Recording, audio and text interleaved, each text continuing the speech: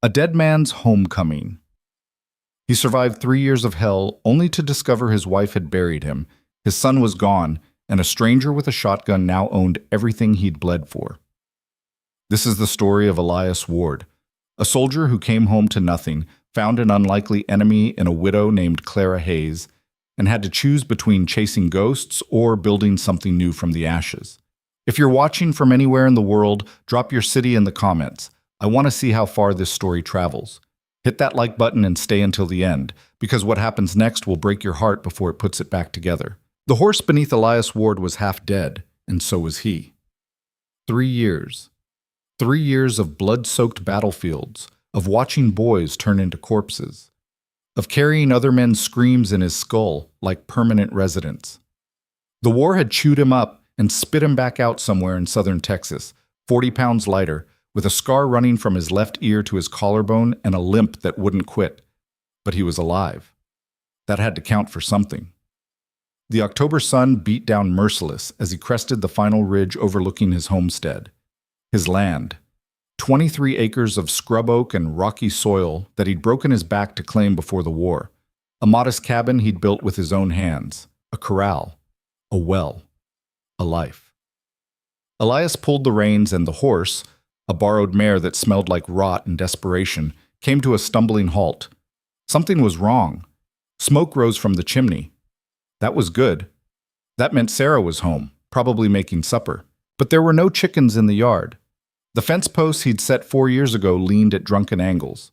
And there, tied to the hitching post near the porch, was a mule he'd never seen before. His hand went instinctively to his hip. No gun. He'd sold it 2 weeks ago for food and ferry passage. Steady, he muttered, more to himself than the horse. He urged the mare forward slow, his heart doing something complicated in his chest. Maybe Sarah had hired help. Maybe his boy, little James, who'd been barely 3 when Elias left. Maybe James was inside, taller now, running to the window when he heard hooves. The front door opened before he reached it. A woman stepped out onto the porch. Not Sarah. This woman was lean and sun-darkened, maybe 30, with blonde hair pulled back so tight it looked painful. She wore a man's work shirt rolled to the elbows and canvas trousers held up with rope. In her hands, held low but steady, was a double-barrel shotgun pointed directly at Elias's chest. "That's far enough," she said. Her voice had gravel in it. Elias raised his hand slowly, still mounted. "Ma'am, I think there's been some confusion." "No confusion. You're on private property." She didn't blink. "Turn around." "This is my property." Her eyes narrowed. "Like hell it is." "I built that cabin." Elias nodded toward it, keeping his hands visible. 4 years ago. Dug that well myself. Set every fence post on this land. My name's Elias Ward, and I own this homestead. The woman's jaw tightened. For a long moment she said nothing, just stood there with the shotgun leveled at him, her knuckles white on the stock. Then, "Elias Ward's dead." The words hit him like a fist. "What?" "Elias Ward died at Shiloh, April of '62. Her voice was flat, reciting facts. "His wife got the letter. She buried him. Well, buried his name. There wasn't a body. And this land passed to her, then to me when I bought it fair and square 8 months ago." Elias's hands dropped slowly. "Sarah sold the land?" "Sarah Ward left 2 years back. Took her boy west to San Francisco. Sold everything she couldn't carry." The woman shifted her weight, the shotgun never wavering. "I got the deed in the lockbox inside if you want to see it. Legal and proper." His vision went strange at the edges, like he was looking through warped glass. Sarah thought he was dead. She'd sold their land, taken James and gone to California. Just gone. "I sent letters," he said quietly. "Half a dozen at least, from field hospitals, from camps." "Mail doesn't always get through in a war," the woman said. Her tone softened just a fraction. "Look, mister, I don't know what you're trying to pull, but I'm not pulling anything." Elias's voice came out harder than he meant. "I'm Elias Ward. I was at Shiloh, yeah. Got shot in the leg and left for dead in a ditch. Spent 4 months in a Union hospital they didn't bother telling anyone about, because half the men in there were supposed to be corpses anyway. By the time I could write, the unit had moved on.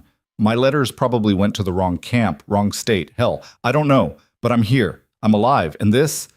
He gestured at the land around them, his voice breaking slightly. This is mine. The woman studied him. He could see her thinking, weighing, deciding whether he was a liar or a lunatic or something worse. Finally, she lowered the shotgun, not all the way, just enough that it pointed at the porch instead of his heart. Get down off that horse, she said. Slow. Elias dismounted, his bad leg nearly buckling when he hit the ground. He steadied himself against the mare's flank, breathing through the pain. You got proof? The woman asked. Something with your name on it? He reached carefully into his jacket pocket and pulled out a folded piece of paper, his discharge orders, signed and stamped, creased to hell from being carried in his coat for 2 months. He held it out. She took it without coming closer, making him walk to the porch steps. Her eyes scanned the document. He watched her face, trying to read it. This could be forged, she said. Could be. Isn't? She handed it back. What else you got? Elias looked at the cabin. Inside, on the left wall, there's a knot in the wood shaped like a fish. James used to put his hand on it every night before bed. Under the floorboards near the stove, third board from the left, there's a loose stone where I used to hide money, and... He paused, his throat tight. And on the windowsill in the bedroom, I carved Sarah's initials the day we moved in. S-E-W. Sarah Elizabeth Ward. The woman's face changed. Not much, but enough. Stay here, she said. She disappeared inside, taking the shotgun with her. Elias stood in the yard, his legs shaking, his mind racing in circles. Sarah thought he was dead. She'd mourned him, buried his memory, moved on, taken their son and started over. He should have written more, should have found a way to get word to her, should have... The door opened again. The woman came out, no longer holding the shotgun. Her expression was different now, guarded still, but something had shifted.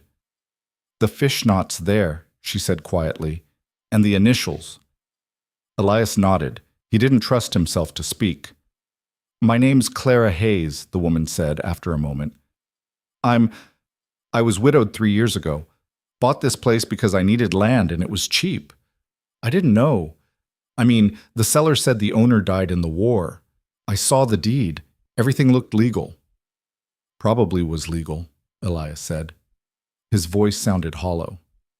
If Sarah thought I was dead, she had every right to sell. Claire crossed her arms, looking uncomfortable. Look, this is a hell of a situation. I paid good money for this land. Put work into it. I'm not asking you to leave. The words came out before Elias fully thought them through. I need a minute. I need to think. He turned and walked toward the well, his bad leg dragging. He gripped the stone edge and stared down into the black water below. His reflection stared back, a stranger's face, all bones and scars. 3 years of war. He'd survived ambushes, infections, starvation, a firing squad that had shot the man next to him, but somehow missed Elias in the smoke and chaos. He'd clawed his way back from death itself, walked hundreds of miles, hitched rides on supply wagons and riverboats, all to get home. And home didn't exist anymore. Behind him, Clara's footsteps approached. She stopped a few feet away. Where were you planning to go? She asked. If I'd shot you, or turned you away. Elias let out a sound that might have been a laugh. Hadn't thought that far. You got family? Anyone else? No? Friends? Dead, mostly. Clara was quiet for a moment. Then, I've got a barn. It's not much, but it's dry. You could stay there tonight. Tomorrow we'll figure out what's what. Elias turned to look at her. She stood with her arms still crossed, her face hard, but her eyes were something else. They'd seen things too, lost things. Why? He asked. Why what? Why let me stay? You don't know me. Could be lying about all of it. Clara shrugged. Could be.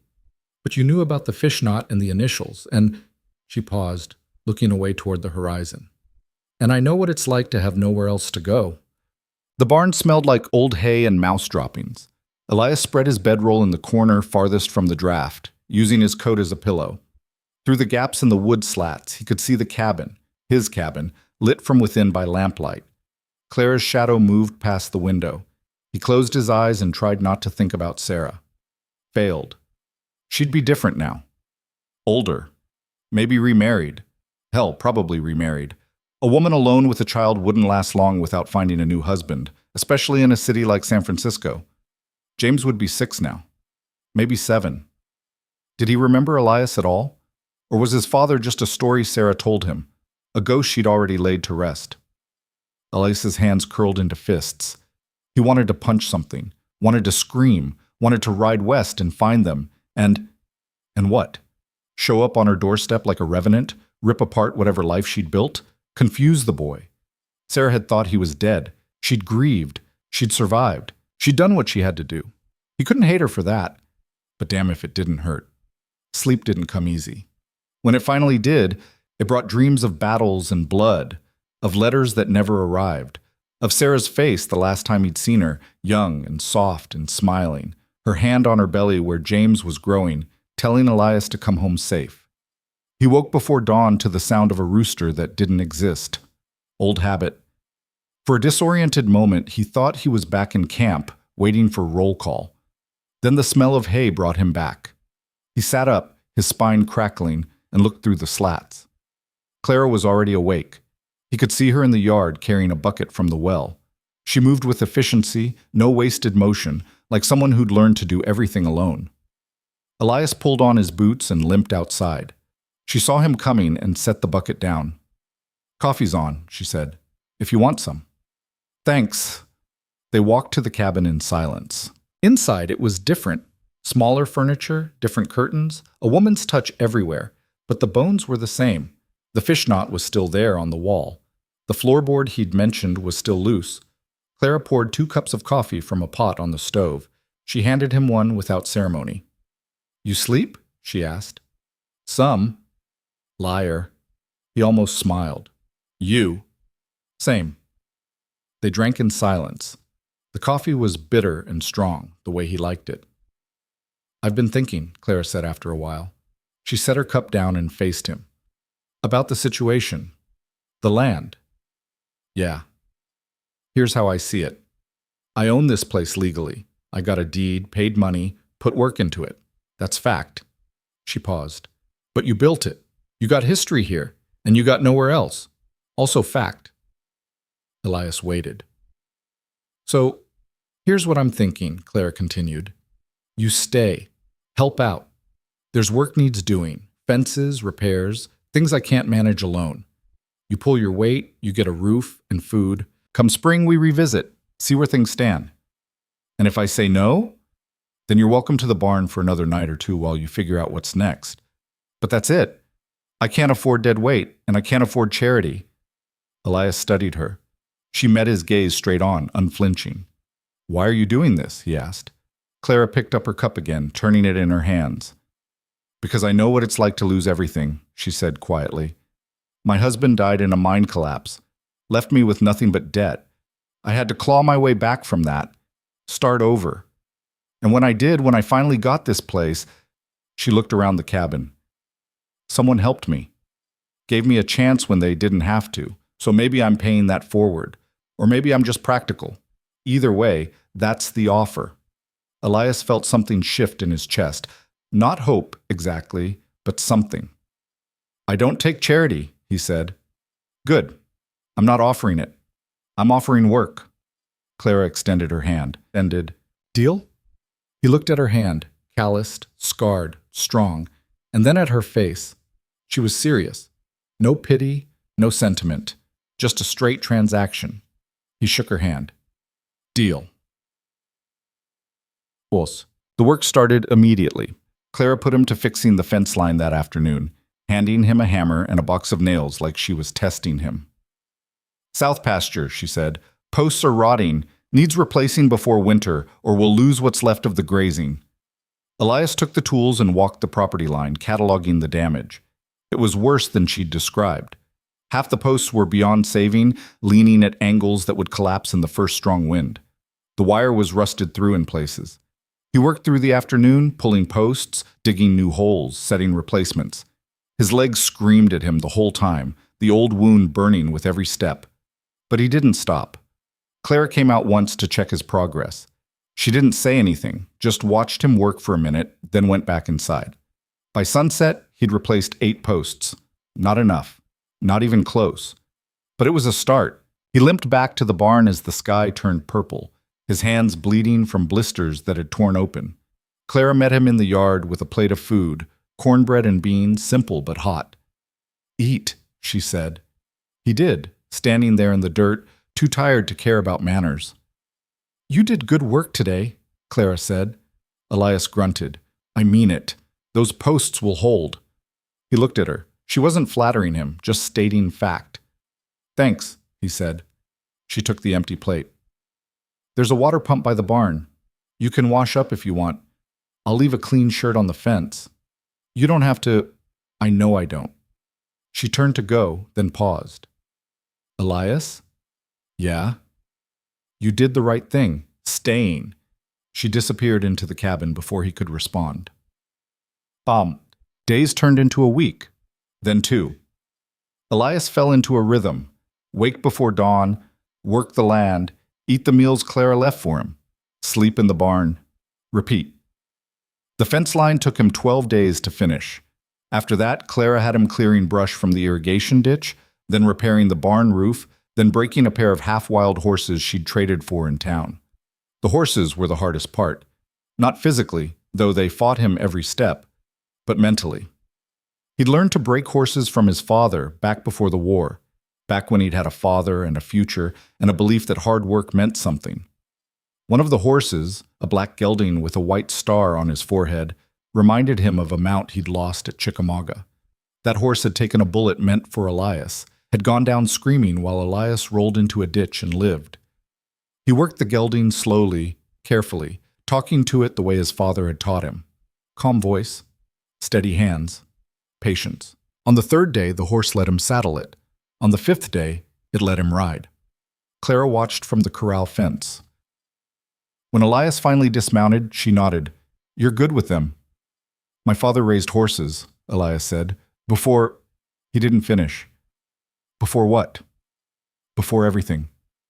Clara didn't push. She'd learned over the past 2 weeks when to talk and when to let silence do the work. That night, she invited him into the cabin for supper. It was the first time he'd been inside since that first day. The space felt strange, familiar, and foreign at once. He sat at the table he'd built, ate stew from bowls he didn't recognize, and tried not to stare at the empty places where his life used to be. "You ever think about going after them?" Clara asked suddenly. Elias looked up. "Who?" "Your wife. Your boy." He set down his spoon. "Every day." "So why don't you?" "Because she thinks I'm dead. Because she's built a new life. Because showing up would just—" He stopped, searching for words. "Because it wouldn't fix anything. It'd just hurt more people." Clara was quiet for a moment. "That's probably true," she said. "But it still must eat at you." "Yeah." "You ever going to stop thinking about it?" Elias laughed, a short, bitter sound. "No." She nodded like she understood. Maybe she did. They finished eating in silence. November came cold and mean. The first frost killed what was left of the garden. The creek that fed the irrigation ditch slowed to a trickle. Elias spent 3 days digging a new channel to redirect what water there was, his hands numb and bleeding by the end of each shift. Clara worked beside him most days now. At first he'd thought she was checking his work, making sure he wasn't cutting corners. But gradually he realized she just needed the help. The land was too much for one person. It had been too much for him when he'd had Sarah. It was definitely too much for Clara alone. They didn't talk much while they worked, but they developed a language, hand signals, nods, small gestures that meant, "Hand me that," or "Hold this," or "Watch out." One afternoon, while they were hauling stones to shore up the creek bank, Elias slipped on wet rock and went down hard. His bad leg buckled, and he hit the ground with a grunt that knocked the wind out of him. Clara was there in a second, crouching beside him. "You all right?" "Fine." He tried to stand and failed. "You're not fine." She grabbed his arm, steadying him. "Let me see." "It's nothing." "Let me see." He relented, rolling up his pant leg. The scar tissue where the bullet had torn through was dark and angry, swollen from the cold and the work. Clara's face went hard. You've been working on this all day? I've been working on it for 3 years. That's not what I asked. Elias pulled his pant leg back down. I'm fine. You're stubborn. Yeah. She helped him to his feet, her grip strong and impersonal. We're done for today. You're going to rest that leg before you cripple yourself permanent. I can work. I didn't ask. Clara's voice had steel in it. You're no good to me if you break yourself. Go back to the barn. Put your leg up. I'll finish here. Elias wanted to argue, but the pain was making him dizzy, and Clara's expression said the conversation was over. He limped back to the barn. That night she brought him dinner, a plate of venison and potatoes, and a small clay jar. What's this? He asked. Salve. For your leg. My mother used to make it. Works on inflammation. Elias took the jar. Thanks. Clara nodded and turned to leave. Clara? She stopped. Yeah? Why are you doing this, really? She was quiet for a long moment. Then, because you showed up here with nothing, and you didn't beg, you didn't make excuses, you just... She paused, searching for words. You just kept going. That means something. She left before he could respond. Elias sat in the dark barn, holding the jar of salve, and felt something crack open inside his chest. Not hope. Not yet. But something close. The riders came on a Tuesday. Elias was in the south pasture, mending fence wire, when he heard the hoofbeats. 3 horses, moving slow and deliberate. He straightened, his hand instinctively going to his hip, still no gun, and watched them approach. 3 men. Hard-looking. The kind who wore their violence casual, like a coat they could take off when needed but never did. The one in front was older, maybe 50, with a gray beard and eyes like flint. He pulled his horse to a stop 20 feet from Elias. Help you? Elias said. The man smiled. It didn't reach his eyes. Heard there's a woman living here, Clara Hayes. What about her? Just wondering if she's selling. She's not. Haven't asked her yet. Don't need to. Land's not for sale. The man's smile faded. Who are you, her husband? Does it matter? One of the other riders, younger with a scar splitting his upper lip, laughed. Looks like the lady's got herself a hired hand. Cute. Elias felt his jaw tighten. You got business here or not? The older man leaned forward in his saddle. Here's the business.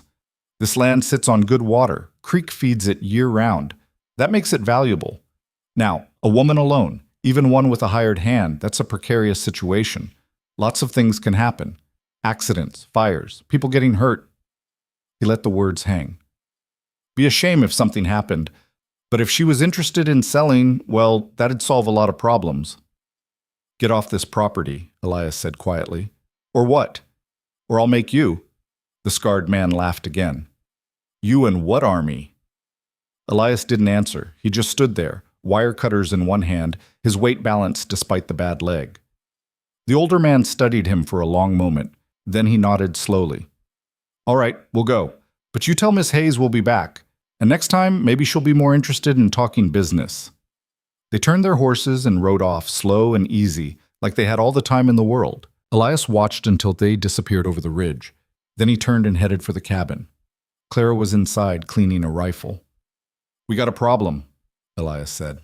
Okay. She listened without interrupting while he described the riders, their veiled threats, the way they'd looked at the land like it already belonged to them. When he finished, Clara set the rifle down. That'd be the Garrett brothers, she said. Local outfit. They've been buying up land around here for the past year. Usually they offer low, and if you don't sell, things start going wrong. Barns burn, livestock disappears, people get hurt. She paused. I've heard stories.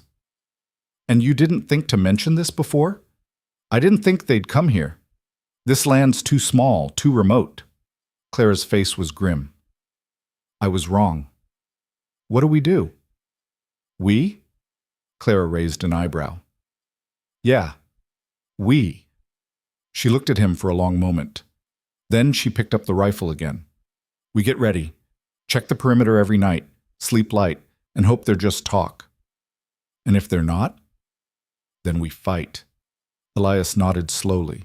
You got another gun? Clara went to the trunk in the corner and pulled out a revolver, old but serviceable. She handed it to him.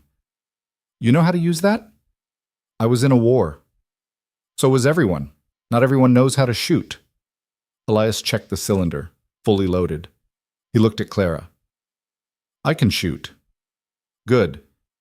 That night they took shifts. Elias walked the property line from dusk until midnight, the revolver heavy in his coat pocket, his eyes scanning the darkness for movement that didn't belong.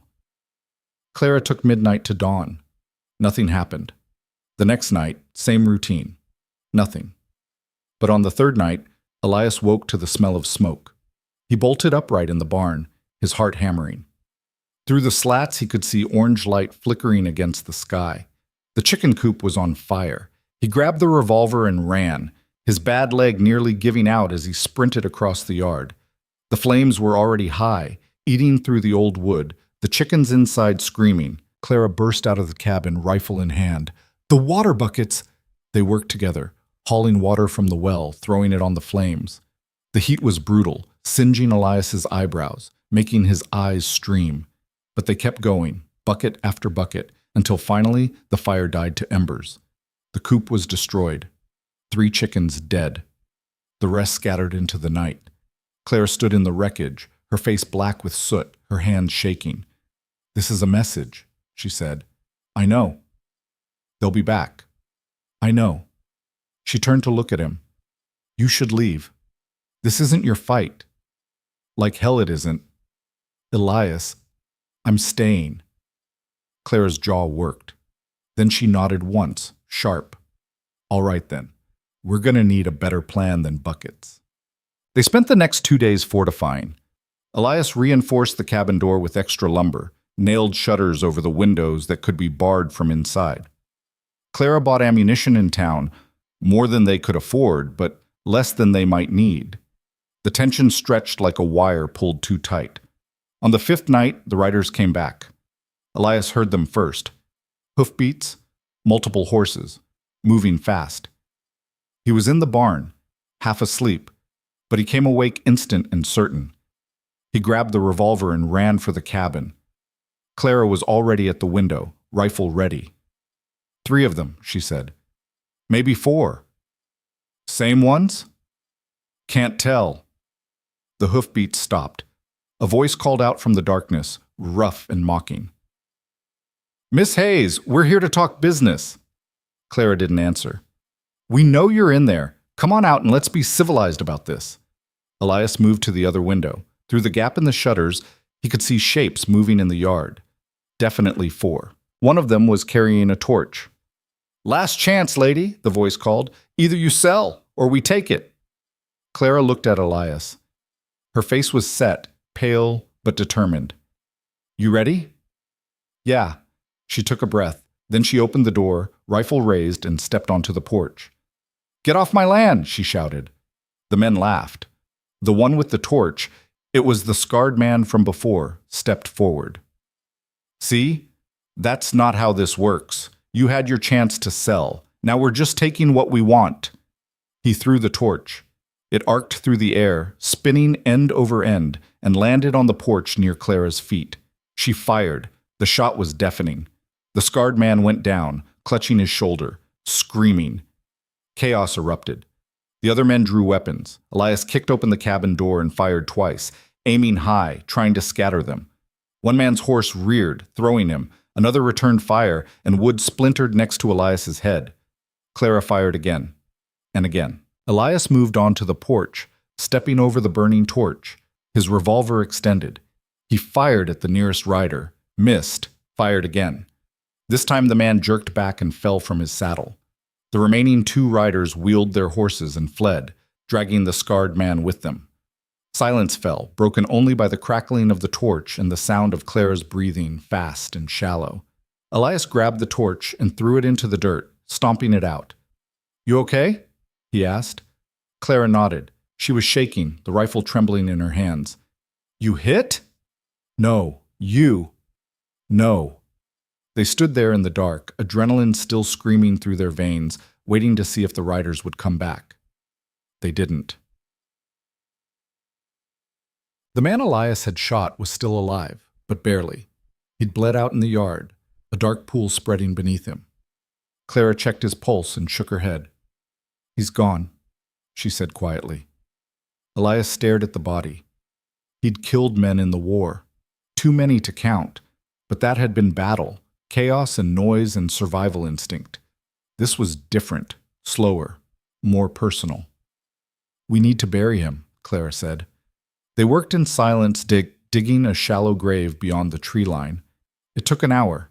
When they finally covered the last shovel of dirt, the sky was starting to lighten. Clara leaned on her shovel, exhausted. They'll come back, she said, with more men, and they'll be angrier. Maybe. Elias wiped his forehead. Or maybe they'll decide this land costs too much. You don't believe that. No. She looked at him. You could still leave. Ride out tonight. They don't know you. They don't care about you. This is my problem. It's our problem now. Elias, I'm not leaving. Clara's expression cracked, just for a second, showing something raw underneath. Then she pulled it back together. All right, then we dig in and see what happens. They walked back to the cabin together, side by side, as the sun rose cold and red over the Texas hills. The next few weeks were quiet. Too quiet. Elias and Clara stayed alert, taking turns on watch every night, checking the perimeter, waiting for the next attack. But it didn't come. The silence was worse than the threat. Work continued. Elias finished the barn roof. Clara slaughtered the last pig and salted the meat for winter. They moved through their days with grim efficiency, speaking only when necessary. But something had changed between them. It started small. Clara began leaving coffee for him in the mornings without being asked. Elias started chopping extra firewood and stacking it near the cabin door. Little gestures, practical and unspoken. Then one night, during Elias's watch, Clara came out of the cabin and sat beside him on the porch steps. Can't sleep, she said. Me neither. They sat in silence, watching the stars. After a while, Clara spoke. My husband's name was Thomas, she said quietly. We met at a church social. He was kind, quiet, nothing like my father, which was the whole point. She paused. We were married 3 years before he died. Good years, mostly. He wasn't perfect, drank too much sometimes, but he never hit me, and he worked hard. That counted for a lot. Elias didn't say anything, just listened. When he died, I thought I'd die too, Clara continued. Not from grief, though there was that, but from logistics. I had nothing. No money, no family, no skills anyone valued. I worked as a washerwoman for 2 years, saved every penny, and finally scraped together enough to buy this place. She looked at the cabin. It's not much, but it's mine, and I will not let anyone take it from me. They won't, Elias said. Clara turned to look at him. How do you know? Because I won't let them. She held his gaze for a long moment. Then, slowly, she smiled. It was small and tired, but real. Thank you, she said. For what? For staying, for fighting, for... She gestured vaguely. For not being like most men. Elias felt something tighten in his chest. I'm not special, Clara. You're here. That's special enough. They sat together until dawn, not talking, just existing in the same space. And for the first time since Elias had come home, he didn't feel like a ghost. Ticket. December arrived with snow. Not much. Texas didn't get buried the way northern states did, but enough to frost the ground and make the mornings brutal. Elias's leg ached constantly in the cold, a deep bone pain that no amount of Clara's salve could fully touch. But he kept working. They'd made it through November without another attack. The Garrett brothers, or whoever they'd sent, hadn't returned. Either they'd decided the land wasn't worth the trouble, or they were planning something bigger. Elias hoped for the former, prepared for the latter. One afternoon, while he was splitting wood behind the barn, Clara came out with a folded piece of paper in her hand. Got a letter, she said. From who? Town clerk.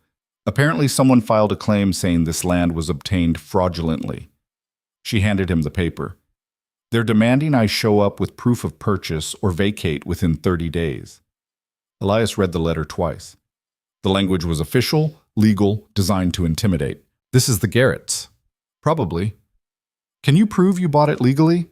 I've got the deed, but if they've got someone in the clerk's office willing to challenge it, who knows if that'll be enough? Clara's voice was tight. They're trying to force me out without firing a shot. Elias handed the letter back. Then we get a lawyer, fight it legal. With what money? I've got some saved. I'm not taking your money, Elias. It's not charity. I know what it is. Clara folded the letter and shoved it in her pocket. But I won't let you spend what little you have fighting my battle. It's our battle. Is it? She looked at him, her eyes sharp. You're still here because you've got nowhere else to go. But come spring, you'll leave, find your boy, start over, and I'll still be here fighting the same fight. Her words hit harder than they should have. You think I'm leaving? Elias said quietly. I think you should. You've got family out there, Elias. A son who doesn't even know you're alive. You can't stay here forever. Why not? The question hung between them. Clara opened her mouth, closed it. Then, because this isn't your life. Maybe it is now. You don't mean that. Don't tell me what I mean. They stared at each other, the tension thick enough to cut. Finally, Clara turned and walked back to the cabin, her shoulders rigid. Elias stood alone in the yard, the axe heavy in his hands, and realized the truth he'd been avoiding for weeks. He didn't want to leave. Somewhere between fixing fences and digging graves, between coffee on the porch and gunfights in the dark, this place had stopped being Sarah's homestead and started being something else. Home. But Clara was right. He had a son, a boy who deserved to know his father wasn't dead, and staying here playing house with a woman who barely trusted him wasn't fair to anyone. He had to choose, and he had no idea how. The argument with Clara festered like an old wound. For 3 days they worked in silence, moving around each other like strangers sharing a boarding house. Elias fixed the gate hinges. Clara mended harnesses. They ate separately, slept in shifts, spoke only when absolutely necessary. On the 4th morning, Elias woke to find Clara already gone. Her horse was missing from the barn. A note on the table said she'd ridden to town to deal with the land claim, would be back by dark. He crumpled the note and threw it in the stove. The day stretched empty and mean. Elias worked himself raw, trying not to think, hauling stones to reinforce the creek bank, clearing deadfall from the north pasture, anything to keep his hands busy and his mind quiet. It didn't work. By afternoon, his leg was screaming, and his thoughts were a tangled mess of Sarah, James, Clara, duty, guilt, and a creeping sense that no matter what choice he made, someone would get hurt. He was watering the horses when he heard riders approaching, not from the road, from the east, coming through the trees. Elias's hand went to his revolver. He'd taken to wearing it constantly now, a habit from the war that felt less like paranoia every day. 2 men emerged from the tree line. Not the Garretts. These were different. Better dressed, cleaner, riding good horses with military bearing. One was young, maybe 25, with a lieutenant's insignia still visible on his faded coat. The other was older, harder, with sergeant's stripes and a face that had seen things. They pulled up at the edge of the yard, hands visible, non-threatening. "Help you?" Elias called. The lieutenant spoke. "Looking for Elias Ward. We were told he might be here." Every muscle in Elias's body went tight. "Who's asking?" "Name's Robert Kincaid. This is Sergeant Moss. We served together in the 18th Texas." Kincaid's voice was steady, formal. "We heard you survived. Came to see if it was true." Elias studied them. The names meant nothing, but the unit was right. He'd been transferred to the 18th after Shiloh, spent 8 months with them before the hospital. "It's true," he said finally. Kincaid dismounted slowly. "I'll be damned. We all thought you were dead. Hell, I wrote the letter to your wife myself after they found your tags in the field hospital rubble. Hospital didn't collapse, I was in it. So we heard. Took us a while to track you down." Kincaid glanced around the property. "This your place?" "It's complicated." Moss, still mounted, grunted. "Ain't it always?" Elias didn't invite them inside, didn't offer water or shade, just stood there with his hand near his gun, waiting. Kincaid seemed to sense the tension. "Look, we're not here to cause trouble. We're heading west, trying to reconnect with other survivors. Let folks know who made it. Your name came up. Thought you'd want to know. Your wife remarried. Man named Carson. They're in San Francisco. Living respectable. The information landed like a fist to the gut, even though Elias already knew most of it. Hearing it confirmed out loud made it real in a way it hadn't been before. And my son? His voice came out rough. Boy's healthy. Being raised right from what we heard. Carson's a good man. Merchant. Does well for himself. Elias nodded slowly. Good. That was good. James was safe, cared for, growing up with opportunities Elias could never have provided. That should make him feel better. It didn't. There's more, Kincaid said.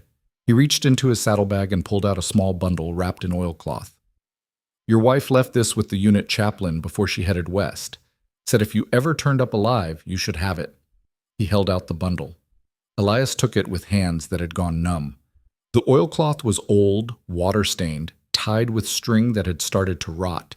He unwrapped it carefully. Inside were 3 things. A photograph of Sarah and James, taken maybe a year after Elias left. James was a toddler in the picture, round-faced and serious, sitting on Sarah's lap. Sarah looked older than Elias remembered, worn down by single motherhood and grief. A letter, sealed with wax. And a small wooden horse, the one Elias had carved for James the week before he shipped out. His throat closed up. We'll leave you to it, Kincaid said quietly. He and Moss turned their horses. Wait, Kincaid looked back. Thanks, Elias managed, for coming all this way. Kincaid nodded. You were a good soldier, Ward. You deserved better than being left for dead. He paused. If you're ever out California way, look us up. We're trying to start a veteran settlement near Sacramento. Could use men like you. They rode off, disappearing into the trees the same way they'd come. Elias stood alone in the yard, holding the photograph and the wooden horse, while the letter burned a hole in his pocket. He didn't open it. Not yet. Couldn't. Instead, he walked to the well, sat on the stone edge, and stared at his son's face in the photograph until the sun started to set. The boy didn't look like him. Looked like Sarah. Same eyes, same stubborn chin. Would James even remember Elias? Probably not. He'd been too young when Elias left. By now, Carson was his father in every way that mattered. The thought should have destroyed him. Instead, it felt like a door closing. Final, irrevocable. He finally opened the letter as darkness fell. Sarah's handwriting was the same. Careful, deliberate, each letter formed with the precision she'd learned from her schoolteacher mother. Elias, if you're reading this, then you're alive, and I don't know whether to be grateful or heartbroken. The Army told me you died at Shiloh. They sent your tags and a letter of condolence. I buried you in my heart, mourned you for a year, and tried to move on for James's sake. I waited as long as I could, but a woman alone with a child, there's no future in that. When Michael Carson proposed, I said yes, not because I loved him the way I loved you, but because James needed a father and I needed to survive. By the time I heard rumors you might be alive, I was already remarried, already settled in California, already building a life I couldn't unmake. I'm sorry. I'm so sorry. But I can't undo what's done. James is happy here. He's healthy. He has opportunities. Michael treats him like his own. I know that's not what you want to hear, but it's the truth. If you want to see him, write to me. We can arrange something. But Elias, please don't ask me to explain to a 6-year-old boy why he suddenly has 2 fathers. He's confused enough as it is. I hope you find peace. I hope you find a life worth living. You deserved better than what the war gave you. Sarah Elias read the letter 3 times. Then he folded it carefully, put it back in the oilcloth with the photograph and the wooden horse, and buried the whole bundle at the bottom of his pack. He didn't cry. Couldn't. The grief was too big, too old, too calcified to crack open now. Clara found him there an hour later, sitting by the well in the dark. You all right? She asked. He almost laughed. No. She sat down beside him without asking permission. Her clothes smelled like horse sweat and road dust. Her face was drawn, exhausted. How'd it go in town? He asked, more to change the subject than because he cared. About as bad as expected. The clerk's in the Garrett's pocket. He's challenging my deed, saying the seller didn't have clear title. She pulled off her hat and ran a hand through her hair. I've got 30 days to prove ownership or the land goes to auction. Can you prove it? Maybe, if I can track down the original surveyor and get him to testify. But he moved to Austin last year and I don't have money for a lawyer or travel. She looked at him. I'm going to lose this place, Elias. He should have said something comforting, should have told her they'd figure it out, fight harder, find a way. Instead, he said, I got a letter from Sarah today. Clara went still. And? And she's married, happy, doesn't want me showing up and complicating things. I'm sorry. Don't be. She's right. James doesn't need a ghost for a father. He stared at his hands. I thought coming home would fix everything. Thought if I could just survive long enough to get back here, everything would make sense again. But there is no back here. That life's gone. Clara was quiet for a long moment. Then, so what now? I don't know. You could go to California anyway, meet your son, build something new. Could. Elias turned to look at her. Or I could stay here, help you fight. Why would you do that? Because I don't have anywhere else to go. Because you need help. Because he stopped, searching for the right words. Because maybe this is where I'm supposed to be now. Clara's expression was unreadable in the dark. You don't owe me anything, Elias. I know. And you don't owe this land anything either. It's not yours, never was. I know that too. Then why stay? He didn't have a good answer, just a feeling, stubborn and irrational, that leaving now would be the same as giving up. On what, he couldn't say. But the feeling was there. Let me help, he said finally. Let me ride to Austin, find the surveyor, bring him back to testify. I can do that much. With what money? I've got enough. Elias, Clara. He cut her off, his voice firm. Let me do this. Please. She studied him, her face hard but her eyes uncertain. Finally, she nodded. All right, but if you go tomorrow. We're running out of time. Tomorrow, then. They sat together until the cold drove them inside, neither one saying what they were both thinking, that this might be goodbye, and neither of them was ready for it. Elias left at dawn with $40 in his pocket, a borrowed horse, and a name, Edgar Pruitt, surveyor, last known address in Austin. The ride would take 4 days if the weather held, longer if it didn't. Clara walked him to the property line. Don't get yourself killed, she said. I'll try not to. And don't spend all that money on whiskey. Wouldn't dream of it. She almost smiled. Then her face went serious. Elias, if you decide not to come back, if you get to Austin and realize you'd rather keep riding west, I'll understand. I'm coming back. You don't know that. Yeah, I do. Clara looked like she wanted to argue. Instead, she just nodded. Ride safe. He rode. The road to Austin cut through scrub country that got bleaker the farther east he went. By the second day, his leg was a constant scream, the old wound inflamed from too many hours in the saddle. He pushed through it, sleeping rough, eating jerky and hard biscuit, conserving his money. On the third day, it started to rain. Not a gentle rain. A cold, driving storm that turned the road to mud and soaked through his coat in minutes.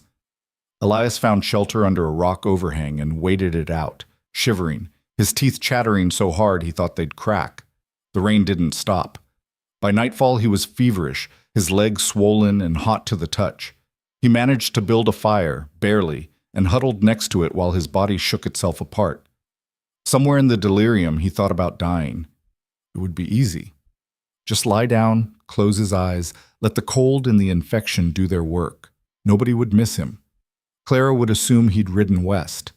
Sarah would never know he'd tried to come back. James would grow up thinking his father had died at Shiloh, which was almost true anyway. But then he thought about Clara standing on the porch with a shotgun, refusing to back down. Thought about her sitting beside him by the well, not offering comfort, just presence. Thought about the way she'd looked at him when he said he'd come back, like she wanted to believe him but didn't quite dare. He forced himself to stand, fed the fire, wrapped his leg in strips torn from his shirt and kept moving. Austin appeared on the fourth day like a mirage, bigger than he remembered, full of noise and commerce and people who'd never seen a war. Elias rode straight through the center of town, ignoring the stares his ragged appearance drew, and found a boarding house that didn't ask questions. He paid for a room, collapsed on the bed, and slept for 16 hours straight. When he woke, his fever had broken. His legs still hurt like hell, but the swelling had gone down. He cleaned himself up as best he could, changed into the spare shirt he'd packed, and went looking for Edgar Pruitt. The surveyor's office was in a narrow building near the state land office. A painted sign over the door read, "Pruitt and Sons, Land Surveys and Claims." Elias pushed inside. The office was cramped and dusty, filled with maps and ledgers and the smell of old paper. A young man sat at a desk near the window, scratching notes in a ledger. He looked up when Elias entered. "Help you?" "Looking for Edgar Pruitt." "That's my father. He's out on a job. Won't be back until next week." Elias felt his stomach drop. "I need him to testify in a land dispute in Thornton County. Hearings in 3 days." The young man frowned. "Can't help you. My father's surveying a railroad route north of here. Won't be done for at least 10 days. This is urgent." "So's his current job. He's under contract." The young man's tone was polite but final. "You can leave a message if you want." Elias wanted to argue, to demand, to find some way to force the issue, but he could see it was useless. Edgar Pruitt wasn't available. That was the end of it. He left the office and stood in the street, rain starting to fall again, his mind racing. 3 days until the hearing. No surveyor, no proof. Clara would lose the land and there wasn't a damn thing he could do about it. Unless. An idea started to form. Half-baked, probably illegal, definitely desperate. He found a print shop 2 blocks over. The printer was a thin man with ink-stained fingers and a skeptical expression. Elias laid out what he needed. An affidavit, official-looking, stating that Edgar Pruitt had personally surveyed the land in question and verified its boundaries and legal description. The printer raised an eyebrow. "You want me to forge a legal document? I want you to print a document. What I do with it is my business." "That's a crime, friend." "So stealing someone's land through corruption. Which is worse?" The printer considered this. Then he named a price. $20, half up front. Elias paid it. 2 hours later, he had a document that looked official enough to fool anyone who wasn't a lawyer. The printer had even found an old surveyor's seal to emboss it with, left over from some defunct firm. It wouldn't hold up under scrutiny, but it might buy Clara time. Might force the clerk to delay the hearing, investigate, give them a chance to find the real surveyor. Or it might get them both arrested. Elias folded the document carefully and tucked it inside his coat. The ride back to Thornton County took 3 days, faster than the journey out because Elias pushed hard, sleeping only a few hours each night, driving the horse until it foamed. He arrived the morning of the hearing. Clara was already in town, standing outside the county office, with the deed in her hand and defeat written all over her face. When she saw Elias riding up, her expression shifted. Surprise, then something that might have been hope. "You made it," she said. "Barely." He dismounted, his leg nearly giving out. "Where's the hearing?" "Inside. 10 minutes." She looked at the document he pulled from his coat. "Is that from Pruitt?" "Close enough." Her eyes narrowed. "What does that mean?" "It means we're buying time. Don't ask questions." "Elias, trust me." Clara's jaw worked. Then she nodded once, sharp. "All right, let's go." The hearing room was small and airless, packed with people who'd come to watch the spectacle. The Garrett brothers sat in the front row, 3 of them, all hard-eyed and smug. The county clerk presided from behind a battered desk, flanked by a man who was probably a lawyer. Clara presented her deed. The clerk examined it with exaggerated care, then shook his head. "This deed's no good," he announced. The seller, one Marcus Halling, didn't have clear title to the property. The land was seized for back taxes in 1863, sold at auction, and the subsequent chain of ownership is disputed. "That's a lie," Clara said, her voice tight. "It's a matter of record, ma'am." "Your records are wrong." The clerk smiled thinly. "Unless you have evidence to the contrary, I'm ruling in favor of the Garrett's claim. The land will go to auction next month." Elias stepped forward. "We have evidence." The clerk looked at him like he was an insect. "And who are you?" A witness. And I have an affidavit from Edgar Pruitt, the surveyor who originally platted this land, verifying the boundaries and legal description match Miss Hayes's deed. He laid the forged document on the desk. The clerk picked it up, frowning. His eyes scanned the text. Elias held his breath, waiting for the man to call it out as fake, to summon the sheriff, to end the whole charade. Instead, the clerk's frown deepened. I'll need to verify this with Mr. Pruitt directly. By all means, Elias said. He's currently surveying railroad routes north of Austin. Should be back in 10 days or so. The clerk looked trapped. If he dismissed the affidavit without investigation, it would look suspicious. If he delayed the hearing to verify it, the Garretts would lose their chance at a quick seizure. One of the Garrett brothers stood up. This is bullshit. That document's probably fake. Are you calling me a liar? Elias turned to face him. The man's hand went to his belt. Elias's went to his revolver. The room went dead silent. The clerk banged his gavel. That's enough. Both of you, sit down. Nobody moved. Finally, the clerk sighed. I'm postponing this hearing for 2 weeks. That gives us time to send a courier to Austin and verify the affidavit. If it checks out, Miss Hayes keeps her land. If it doesn't, he looked at Elias, then we'll be having a different conversation. The gavel banged again. The hearing was over. Clara grabbed Elias's arm and pulled him outside before the Garretts could corner them. They walked fast, not speaking, until they reached the horses tied outside the general store. What the hell did you just do? Clara hissed. Bought us 2 weeks. With a forged document. You got a better idea? Yes, not committing crimes. Elias turned to face her. That clerk is in the Garrett's pocket. The whole system's rigged. You think playing by the rules was going to save you? And you think breaking them will? I think it gives us a chance, which is more than we had an hour ago. Clara stared at him, anger and fear and something else warring in her eyes. If they figure out that document's fake, they'll arrest you. Maybe both of us. Then we better make sure they don't figure it out. How?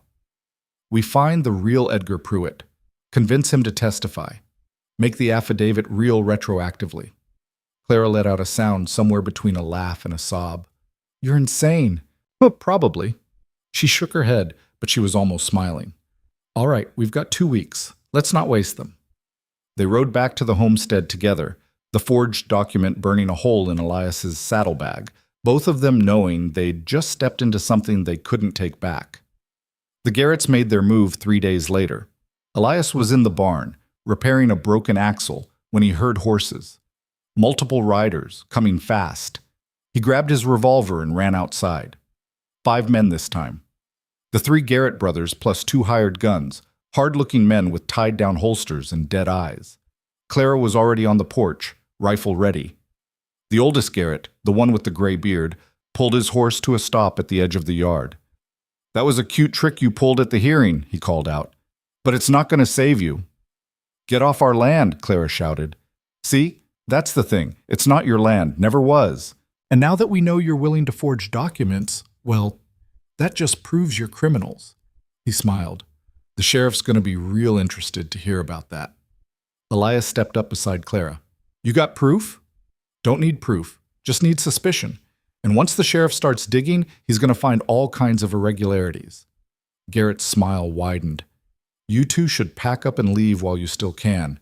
Otherwise, things are going to get real unpleasant. We're not leaving, Elias said. Your funeral. The riders turned and left, slow and deliberate, making their point. Clara lowered the rifle, her hands shaking. He's right. If they go to the sheriff, they won't. How do you know? Because it's all bluff. If they had real evidence, they'd have brought the sheriff with them. Elias holstered his revolver. They're trying to scare us into running. It's working. He looked at her. You want to run? Clara's jaw set. No. Then we stand. That night they took extra precautions, boarded the windows, kept the rifles loaded, posted double watch. Elias slept in the cabin instead of the barn, bedding down near the stove while Clara took the bedroom. Around midnight he heard her moving around. A moment later she emerged, wrapped in a blanket, and sat at the table. Can't sleep? He asked. No. He got up and poured coffee from the pot that never seemed to empty, handed her a cup. They sat in silence for a while. Then Clara spoke. "Why are you really doing this, Elias? And don't say it's because you have nowhere else to go. There's always somewhere else." He considered lying, considered saying something noble about duty or honor. But Clara deserved the truth. "Because for the first time since I got back, I feel like I'm fighting for something that matters," he said. "The war, that was just survival, killing people I didn't hate for reasons I didn't understand. And coming home to find everything gone, that was just grief. But this?" He gestured around the cabin. "This is real. This land, this fight, it's real. And I'm tired of feeling like a ghost." Clara was quiet for a long moment. When she spoke, her voice was soft. "I've been so angry at you. I know. Not because you stayed, because you made me hope." She looked at him. "I spent 3 years learning not to hope, learning to survive without it. And then you showed up and—" She stopped, frustrated. "You made me think maybe things could be different, and I hate you for that." "Why?" "Because hope hurts. And I'm tired of hurting." Elias set down his coffee. "Clara, I'm not going anywhere. I know you don't believe that, but it's true. I'm here. I'm staying. And whatever happens, we face it together." She met his eyes, held his gaze, and slowly something in her expression shifted. "Promise me," she said. "I promise." Clara stood up. For a moment, Elias thought she was going to leave, go back to bed. Instead, she walked around the table and stood in front of him. "If you break that promise," she said quietly, "I'll shoot you myself." "Fair enough." She leaned down and kissed him. It wasn't gentle. It was hard and desperate, and full of 3 years of loneliness and anger and fear. Elias kissed her back, his hands finding her waist, pulling her closer. When they finally broke apart, both breathing hard, Clara rested her forehead against his. "This is stupid," she whispered.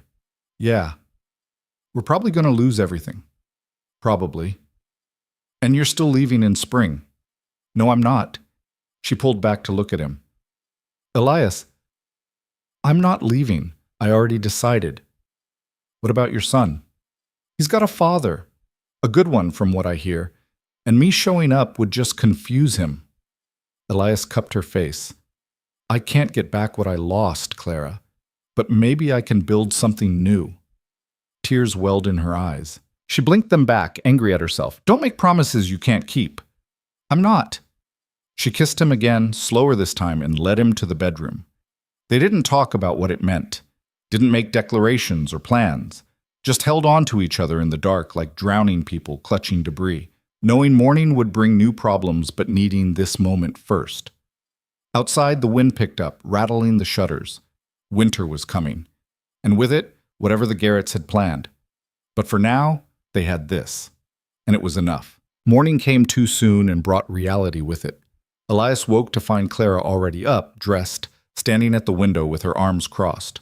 The softness from the night before was gone, replaced by the hard practicality that kept her alive.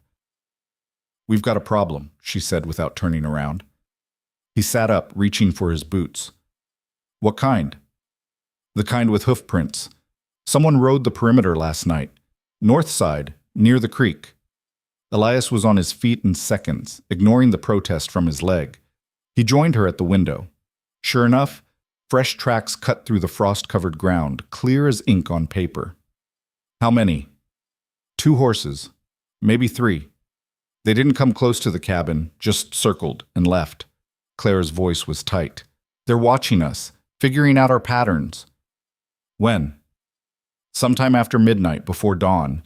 She finally looked at him. "While we were— I know." The implication hung between them. They'd let their guard down.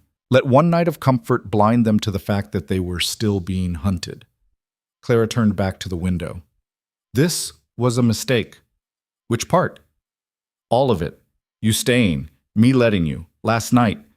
She shook her head. "I can't afford distractions, Elias, not now." The words stung more than they should have. "Is that what I am? A distraction?" "I don't know what you are." Her voice cracked slightly. "And that's the problem." Before Elias could respond, a sound cut through the morning air. hoofbeats, coming fast from the road. They both grabbed their weapons and moved to opposite windows. Through the gap in the shutters, Elias saw a single rider approaching. Not one of the Garretts. Someone else. A woman, riding hard, her horse lathered with sweat. She pulled up in the yard and dismounted in one fluid motion. Mid-40s, weathered, with the look of someone who'd spent her life outdoors. She tied her horse and strode toward the cabin like she owned it. Clara opened the door before the woman could knock. "Ruth?" Clara said, surprise clear in her voice. "What are you doing here?" "Saving your stubborn hide, apparently." The woman, Ruth, pushed past Clara into the cabin, her eyes sweeping the room before landing on Elias. "Who's this?" "Elias Ward, I know who he is. Heard about him in town. Dead soldier come back to life, causing trouble at the land office." Ruth's eyes narrowed. "That affidavit you presented, it's fake, isn't it?" Clara and Elias exchanged glances. "Thought so," Ruth said. "The Garretts are already spreading rumors. They've got half the town convinced you're running some kind of fraud scheme. Sheriff's starting to ask questions." "Let him ask," Elias said. "Easy for you to say. You can ride off whenever you want. Clara's the one who'll hang for this if it goes south." Ruth turned to Clara. "I came to warn you. The Garretts are planning something. I don't know what, but I heard them talking in the saloon last night. They mentioned tonight, said it'd be handled by morning." The room went cold. "How do you know this?" Clara asked. "Because I was pouring their drinks. You think men like that notice the help?" Ruth's expression was grim. "They're done playing games, Clara. Whatever they're planning, it's not a bluff." Elias moved to the window, scanning the horizon. "How many men can they field?" 6, maybe 8 if they hire on extra guns." Ruth looked between them. "You two can't hold this place against that many. You need to leave, now, before they come." "No," Clara said. "Clara, I said no." Her voice was steel. "I'm not running from my own land." "Then you're going to die on it." "Maybe, but at least I'll die on my feet." Ruth's face softened. "You're as stubborn as your mother was." "You knew my mother? Long time ago, before she married your father and moved north." Ruth sighed. She wouldn't run either. Got her killed in the end. The information seemed to hit Clara like a slap. She opened her mouth, closed it, then said quietly, "I'm not leaving." Ruth looked at Elias. "Can you talk sense into her?" "I'm not leaving either," he said. "Then you're both fools." Ruth walked to the door, paused with her hand on the frame. "I brought supplies. Ammunition, mostly. It's in the saddlebags. Won't be enough, but it's something." She looked back at Clara. "Your mother would be proud of you. And furious. Probably both." She left before Clara could respond. They stood in silence for a moment after Ruth rode off. Then Elias went outside and retrieved the saddlebags. Inside were 2 boxes of rifle ammunition, 1 of pistol rounds, and a bag of dried meat. "How do you know her, lad?" he asked when he came back in. "I don't. Not really." Clara was staring at the supplies. "She showed up a few months after I bought this place. Brought me eggs, told me where the good fishing spots were. Never asked for anything in return. I figured she was just being neighborly. She risked a lot coming here." "I know." Elias set the ammunition on the table. "So, tonight." "Tonight," Clara echoed. She looked at him, really looked at him, and for a moment her armor cracked. "I'm scared." "Good. Fear keeps you sharp." "That's not what I mean." She crossed to him, her movements hesitant, uncertain. "I'm scared I'm going to get you killed. Scared that I've dragged you into something you can't win. Scared that—" She stopped, struggling. "Scared that I care too much about what happens to you." Elias pulled her close. She resisted for a second, then melted into him, her forehead against his chest. "Whatever happens tonight," he said quietly, "we face it together. You and me. No running." "No running," she whispered. They spent the day preparing. Elias reinforced the door with additional planks, nailed shutters over every window that didn't already have them, and set up firing positions that offered the best angles on the approach routes. Clara checked and rechecked their weapons, loaded spare cylinders for the revolvers, made sure they had water and food within reach. By late afternoon, the cabin looked like a fortress. Small, desperate, but defensible. If they come from the east, we'll see them coming, Elias said, pointing to the cleared field. But the tree line on the north and west gives them cover almost to the barn. So we burn the barn, Clara said. He looked at her. That's your only storage. Better than giving them cover to kill us from. She grabbed a can of kerosene from the shelf. Help me! They soaked the barn's interior with kerosene, piling hay near the walls to act as kindling. It went against every instinct Elias had, destroying functional property, but Clara was right. The barn was a tactical liability. We'll light it when they get close, Clara said. Force them into the open. As the sun started to set, they returned to the cabin and took up positions. Elias at the front window, Clara at the back, rifles loaded, revolvers within reach. The waiting began. An hour passed, then 2. Night fell hard and cold. No moon, just stars scattered across a black sky that revealed nothing. Maybe Ruth was wrong, Clara said softly. Maybe. But Elias didn't believe it, and from the tension in Clara's voice, neither did she. At 10:30, Elias saw movement, just a flicker at the tree line, there and gone. He touched Clara's shoulder, pointed. She nodded, her face pale in the lamplight. Kill the lamp, Elias whispered. She blew it out. Darkness swallowed the cabin. They waited, breathing shallow, straining to hear over the hammering of their own hearts. Minutes crawled by. Then Elias heard it, the soft creak of leather, the quiet jingle of a bridle being steadied. Riders, multiple, trying to be quiet and failing. A voice called out from the darkness, closer than Elias expected. We know you're in there. It was the middle Garrett brother, the one with the scar. Come out peaceful and maybe we'll let you walk away. Clara raised her rifle, but Elias put a hand on the barrel. Not yet, he breathed. You got 1 minute, the voice shouted. After that, we're burning you out. Silence. Elias counted seconds, watching the shadows, trying to gauge positions. He thought he saw 6 men, maybe 7, spread out in a loose arc from the tree line. Then someone threw the first torch. It arced through the air and hit the cabin roof, bounced, rolled into the dirt. The kerosene-soaked rag sputtered out. Now! Someone yelled. Gunfire erupted. Bullets slammed into the cabin walls, punched through the shutters, ricocheted off the stone chimney. Elias and Clara dropped below the windows as wood splinters exploded around them. The barn! Clara shouted. Elias crawled to the back window, smashed it open with the rifle butt, and fired 2 quick shots toward the barn. The second shot hit the kerosene can they'd left just inside the door. The barn exploded into flames. The sudden light illuminated everything, the attackers, their positions, their surprised faces, as their cover turned into an inferno. Elias saw 6 men, not 7. The Garretts and 3 hired guns, all caught in the open by the unexpected fire. He started shooting. His first shot took a man in the leg. The second missed. Clara fired from the front window, her rifle cracking rhythmically, methodically. One of the hired guns went down clutching his shoulder. The attackers scattered, diving for whatever cover they could find. But the burning barn had destroyed their advantage. They were exposed, silhouetted against the flames. Fall back, someone yelled. Fall back and regroup. They retreated to the tree line, dragging their wounded. The gunfire stopped. In the sudden silence, Elias could hear the barn collapsing, timbers cracking, flames roaring into the night sky. Are you hit? He asked Clara. No. You? No. They stayed low, watching, waiting. The fire from the barn cast dancing shadows across the yard, turning everything into a nightmare landscape of light and dark. Minutes passed. Then a voice called out. The oldest Garrett this time, his tone measured and cold. That was stupid. Now you've got no barn and we're still here. How long do you think you can hold out? Elias didn't answer, didn't waste breath on talk.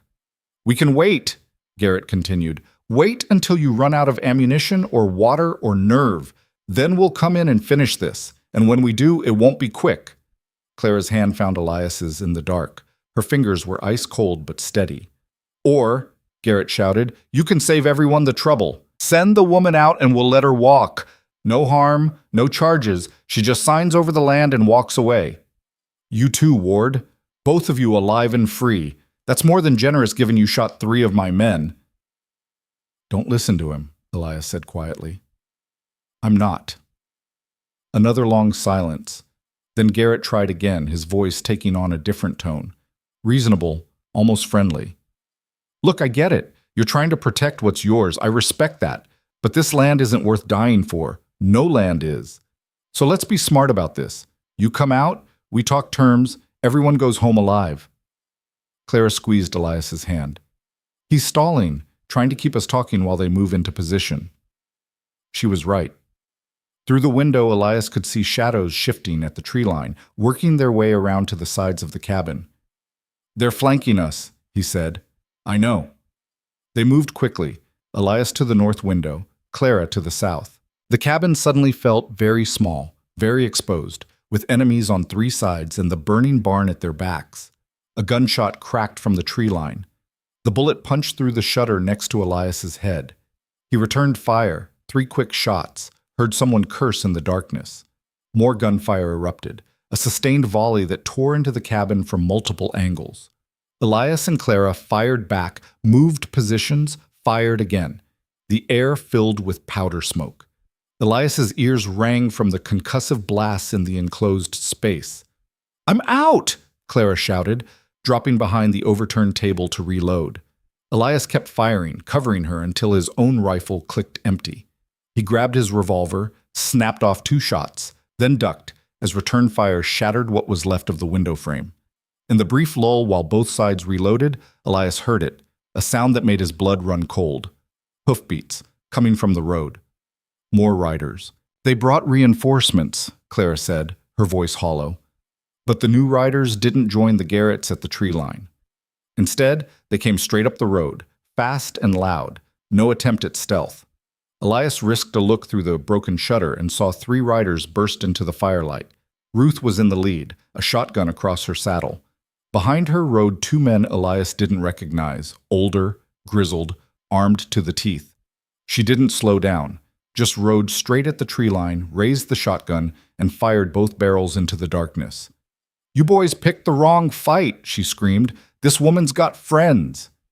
Her companions opened fire, their rifles barking in rapid succession. The sudden attack from an unexpected angle threw the Garretts into chaos. Men shouted, scrambled for new cover, fired wild shots that hit nothing. Ruth wheeled her horse around and rode for the cabin. "Hold your fire," she yelled. "Friendly's coming in." Elias held his fire. Ruth and her companions dismounted in a thunder of hooves and boots, using their horses as shields as they ran for the cabin door. Clara threw it open. The 3 newcomers tumbled inside, breathing hard, eyes wild with adrenaline. "Thought you could use some help," Ruth said, already reloading her shotgun. "How did you shish later?" "Right now, we've got about 30 seconds before they figure out we're only 3 people and come at us again." She was right. The momentary confusion was already fading. Through the windows, Elias could see the Garretts regrouping, spreading out, preparing for another assault. One of Ruth's companions, a lean man with a gray mustache, positioned himself at the north window. "6 of them," he said calmly. "Maybe 5 now. Hard to tell in this light." "6 of us," the other man said. He was shorter, broader, with the look of someone who'd spent his life in hard labor. "Evens the odds." "Who are you?" Clara asked. "Frank Delaney," the mustached man said. "This is my brother Cole. We owe Ruth our lives about 3 times over. She calls, we come." "Even for a suicide run?" Elias said. Frank grinned, no humor in it. "Especially for those." Outside, Garrett's voice rang out again, angrier now. "Ruth Mason, you're making a big mistake." Ruth moved to the window and shouted back. "The only mistake is you thinking you could steal this land without anyone caring. This doesn't concern you. Like hell it doesn't. I'm sick of watching you and your brothers run roughshod over decent people." Ruth's voice was pure fury. "You want this land? Come and take it." The challenge hung in the air. Then Garrett laughed, a sound like stones grinding together. "Have it your way. We'll kill all of you and burn the bodies. Won't even be enough left to bury." His men opened fire. The assault was vicious, sustained. Bullets hammered the cabin from 3 sides, a constant thunder that never seemed to end. The defenders fired back when they could, but mostly they just tried to stay alive as the cabin disintegrated around them. A bullet found Frank's shoulder. He grunted, stumbled back, kept shooting with his offhand. Another shattered the water bucket Clara had filled earlier. Water mixed with blood on the floor. Cole took a graze across his temple that left him blinking blood from his eyes, but didn't stop him from firing. Elias's revolver clicked empty. He grabbed Clara's rifle, fired until it was dry, grabbed his own rifle, and kept going. His hands moved on autopilot. Load, aim, fire, load, aim, fire, while his mind went somewhere else entirely, somewhere cold and mechanical, where the only thing that mattered was keeping the people in this cabin alive. Then, abruptly, the gunfire stopped. Elias's ears rang in the sudden silence. Smoke hung thick in the air. The cabin looked like a war zone, walls riddled with holes, furniture destroyed, blood on the floor. "Everyone alive?" Ruth asked, her voice hoarse. A chorus of affirmatives, some weaker than others. "They're out of ammunition," Frank said, pressing his good hand against his wounded shoulder. "We're close to it, same as us." He was right. Elias checked his pockets and found 6 bullets left for the revolver, none for the rifle. Clara had maybe a handful, the others weren't much better. "So what now?" Cole asked. Before anyone could answer, a new sound cut through the night. Not gunfire. Horses. Lots of them. Coming from town. Elias moved to the window, trying to see through the smoke and darkness. A line of riders emerged from the road. 10, 12, maybe 15. For a moment he thought the Garretts had called in an army. Then he saw the star on the lead rider's chest. The sheriff. The lawman rode into the firelight, flanked by what looked like half the men from town. He pulled up between the cabin and the tree line, his horse dancing nervously in the heat from the burning barn. "That's enough," the sheriff bellowed. "Everyone put down your weapons. This ends now." For a moment, nobody moved. Then slowly, the Garretts emerged from the tree line, hands raised, faces soot-stained and furious. The oldest Garrett pointed at the cabin. "Sheriff, these people are criminals. They forged legal documents, shot my men. "I know what they did," the sheriff cut him off. "And I know what you did. I've got 3 witnesses who heard you planning this attack in the saloon. I've got evidence you bribed the county clerk to challenge Miss Hayes' deed. And I've got a telegram from Edgar Pruitt in Austin confirming that the land survey was legitimate and his signature was forged, but not by these people." Garrett's face went white. "That's a lie." "Is it?" Because Mr. Pruitt seemed real clear about who contacted him asking to sign a false affidavit. Mentioned your name specifically. Said you offered him $500. The silence was absolute. The sheriff pulled his revolver.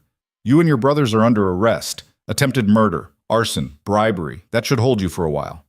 He looked at his deputies. "Take them." The Garretts went without a fight, their hired guns scattering into the darkness like rats. Within minutes, the yard was empty except for the sheriff and his men. The lawman dismounted and approached the cabin. Clara met him at the door. "You all right, Miss Hayes?" "We will be." The sheriff nodded. "I'm sorry it took us so long to get here. Ruth sent word, but we had to gather men and—" He stopped, looking around at the destruction.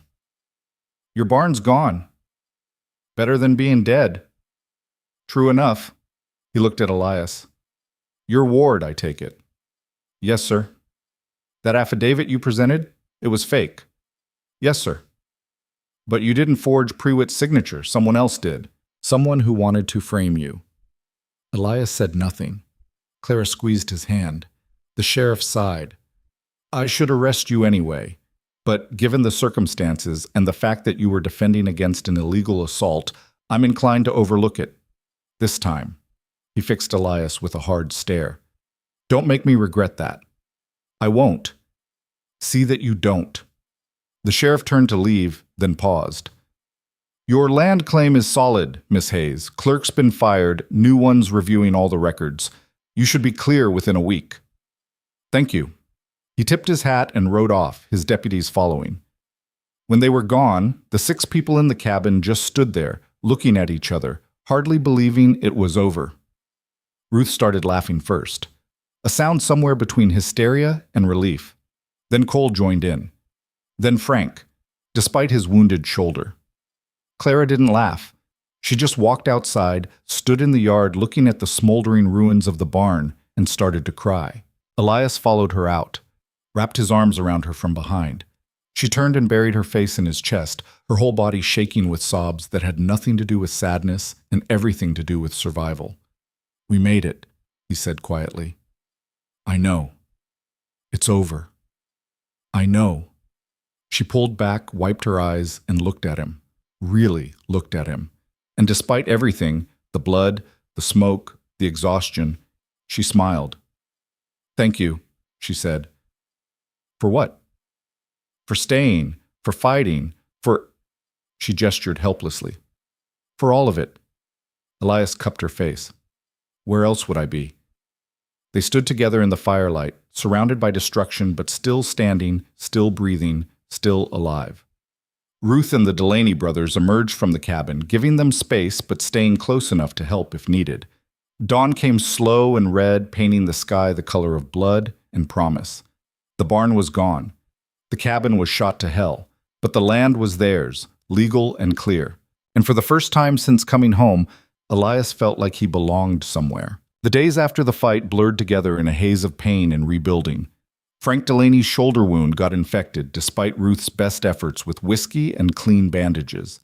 He spent 3 days fevered and delirious in Clara's bed, while she and Elias took turns changing his dressings and forcing water down his throat. On the 4th day, the fever broke, leaving Frank weak as a newborn but alive. Cole and Ruth stayed on to help, sleeping in what remained of the barn. Just the stone foundation and a few charred beams that somehow hadn't fallen. They erected a canvas tent over the ruins and made do. Nobody talked about leaving. The fight had bound them together in ways that went beyond gratitude or friendship. Elias spent his mornings clearing debris and his afternoons in town, buying lumber they couldn't afford with money he didn't have. The general store owner, a thin man named Halstead, who'd watched the whole confrontation with the Garretts from a safe distance, extended credit without being asked. "Pay me when you can," Halstead said, not meeting Elias's eyes. "I should have spoken up sooner about what the Garretts were doing. A lot of us should have." Guilt, Elias was learning, made people generous after the fact. Clara's land claim was cleared within the week, just as the sheriff promised. The new county clerk, a nervous young man who'd moved from Dallas, personally delivered the paperwork and apologized 3 times for his predecessor's corruption. Clara accepted the documents without comment, her face unreadable. That night, sitting on the porch steps while the others slept, she finally let herself feel it. "It's really ours," she said quietly, staring at the official seal on the deed. Elias sat beside her, close enough that their shoulders touched. "Yeah. I keep waiting for someone to take it away again." "Nobody's taking anything, not anymore." She folded the deed carefully and tucked it inside her shirt against her heart. "I need to tell you something." The seriousness in her tone made him turn to look at her. "When you rode to Austin," Clara continued, her voice measured, "I convinced myself you weren't coming back, that you'd get there and keep riding, find your family, start over somewhere that made sense." She paused. "And I was okay with that. Or I told myself I was. Because expecting people to stay, that's how you get hurt." "Clara, let me finish." She took a breath. "But then you came back. And then you stayed through the hearing, through the fight, through all of it. And I don't know how to—" She struggled with the words. "I don't know how to let myself believe this is real." Elias reached for her hand. She let him take it, but didn't look at him. "My husband, Thomas," she said. "He was a good man, but he was never really mine. Does that make sense? He married me because it was practical. I had land my father left me. He had debts and ambition. We helped each other survive, and that was enough. But it wasn't—" She stopped, her jaw working. "It wasn't this." "What's this?" Clara finally met his eyes. "I don't know. That's what scares me." He understood what she wasn't saying, that loving someone meant giving them the power to destroy you, that survival meant keeping your heart locked down tight, that letting him in was the most dangerous thing she'd ever done. "I'm not going anywhere," Elias said. "I know you don't believe that yet, but I'll keep saying it until you do." "What about your son?" The question was inevitable. He'd been avoiding it, pushing it down, but it sat between them like a third person. "I got another letter," Elias admitted. "Week before the fight, forwarded from the veterans settlement in Austin. Clara went very still. From Sarah? From her husband, Carson. Elias pulled the letter from his pocket. He'd read it so many times the creases were starting to tear. He said Sarah told him about me, about the first letter. He said, his voice caught. He said I was welcome to visit, meet James, but that I should think carefully about what that would mean for the boy. What does it mean? It means James has a life, a father who's been there since he was 3, a mother who's moved on, and me showing up would just confuse him, make him question things that shouldn't be questioned. Elias refolded the letter. Carson's right, I know he is, but it still hurts. Yeah. Clara squeezed his hand. You should go anyway. He looked at her sharply. What? Not to disrupt his life, just to see him. Once. So you know who he's becoming. Her voice was firm. You'll regret it if you don't. And regret is a poison, Elias. It'll eat you alive from the inside. I can't afford the trip. We'll figure it out. Clara, I'm serious. She turned to face him fully. I don't want you staying here because you think you have no other choice. I want you staying because you choose to, and you can't make that choice until you've seen what you're choosing to leave behind. The logic was sound, even if it terrified him. And if I go to California and decide to stay, then you stay. Claire's voice didn't waver. And I'll survive. Same as I always have. That's not what I want. Then come back. They sat in silence for a long moment. Then Elias leaned over and kissed her, soft and deliberate. When they pulled apart, Clara was almost smiling. So we're doing this? She asked. Doing what? Trying. Actually trying. Not just surviving together, but... She gestured vaguely. Building something. Yeah, we're doing this. Even though it's probably stupid. Especially because of that. This time Clara did smile, real and unguarded. All right then, but you're still going to California. I know. And you're coming back. I know that too. The next morning, Elias told Ruth and the Delaney's about his plan. Frank, still pale but recovering, just nodded like he'd expected it. When you leaving? He asked. Month, maybe 6 weeks. Soon as we get the new barn framed and Clara's got enough stored for winter. We'll stay until then, Cole said. Help with the building. Make sure she's set. You don't have to... We know. Ruth cut him off. But we're staying anyway, so shut up and accept the help. Elias shut up and accepted the help. The barn went up faster with 4 sets of hands. They worked dawn to dusk, raising the frame, setting the roof, building walls that would stand against wind and weather. Clara worked alongside them, her hands blistering and healing and blistering again. She didn't complain, just kept moving, kept building, her face set with determination. In the evenings, after the work was done, they'd gather around the fire and share stories. Ruth told them about her husband, killed in a riding accident 20 years back. Cole talked about his time in the California goldfields, the fortunes made and lost. Frank spoke little, but listened intently, occasionally adding a dry comment that made everyone laugh. And slowly, carefully, Elias and Clara learned how to be together when people were watching. Small touches, shared glances, the comfortable silence of 2 people who'd moved past the need to fill every moment with words. 3 weeks after the fight, a stranger rode up to the property. Young man, well-dressed, carrying a leather satchel. He introduced himself as Daniel Morton, attorney from Austin. I'm looking for Elias Ward, he said. Elias stepped forward, immediately wary. That's me. Morton dismounted and pulled a document from his satchel. I represent the estate of Marcus Halling, the previous owner of this property. Mr. Halling passed away last month in Austin. In reviewing his affairs, we discovered an irregularity regarding the sale of this land to Miss Hayes. Clara's face went white. The sale was legal, the sheriff confirmed. Oh, the sale was entirely legal, Morton interrupted. That's not the issue.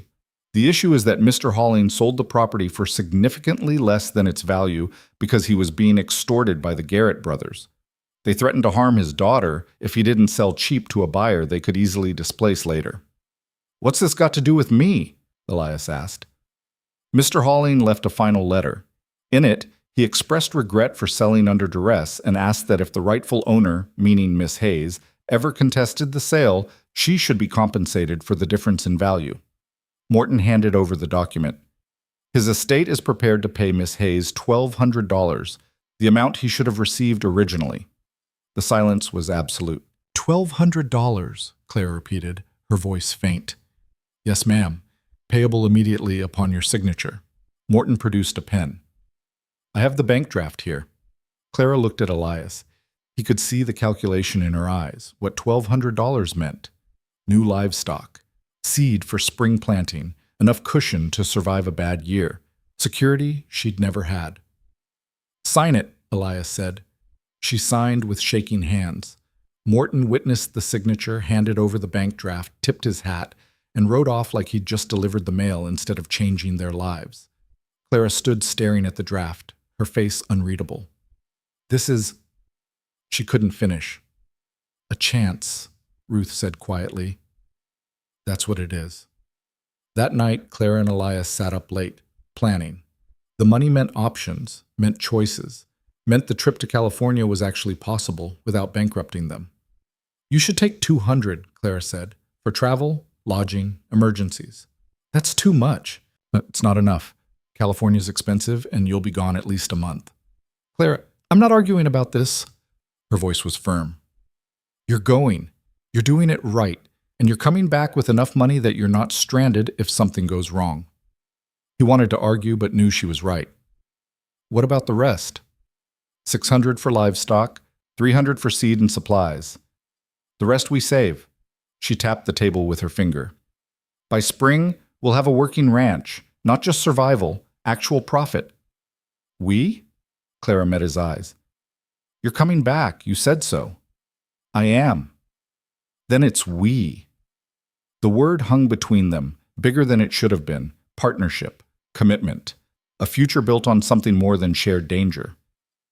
Elias reached across the table and took her hand. We, he agreed. The new barn was finished 2 days before Elias planned to leave. They held a small celebration. Ruth brought a bottle of whiskey she'd been saving. Cole cooked a rabbit stew that was better than it had any right to be. And Frank played a battered harmonica he produced from somewhere. They drank and ate and laughed, and for one night the future felt possible instead of terrifying. The next morning, Frank and Cole announced they were heading north to look for work in the railroad camps. Ruth said she'd stay another week, make sure Clara was settled, then head back to town. You've done enough, Clara protested. Haven't done nearly enough, Ruth countered, but I'm getting there. They left at noon, Frank still moving gingerly but determined. Cole clasped Elias's shoulder in a grip that said more than words could. Ruth just nodded, her eyes suspiciously bright. Take care of each other, she said. We will, Clara promised. When they were gone, the homestead felt quiet. Too quiet. Clara and Elias moved through the day in comfortable silence, making final preparations for his departure. He'd leave at dawn, catch the stage in town, be in Austin by the end of the week if the roads were good. That night, lying together in the darkness, Clara spoke quietly. What if you get there and she's different than you remember? Sarah?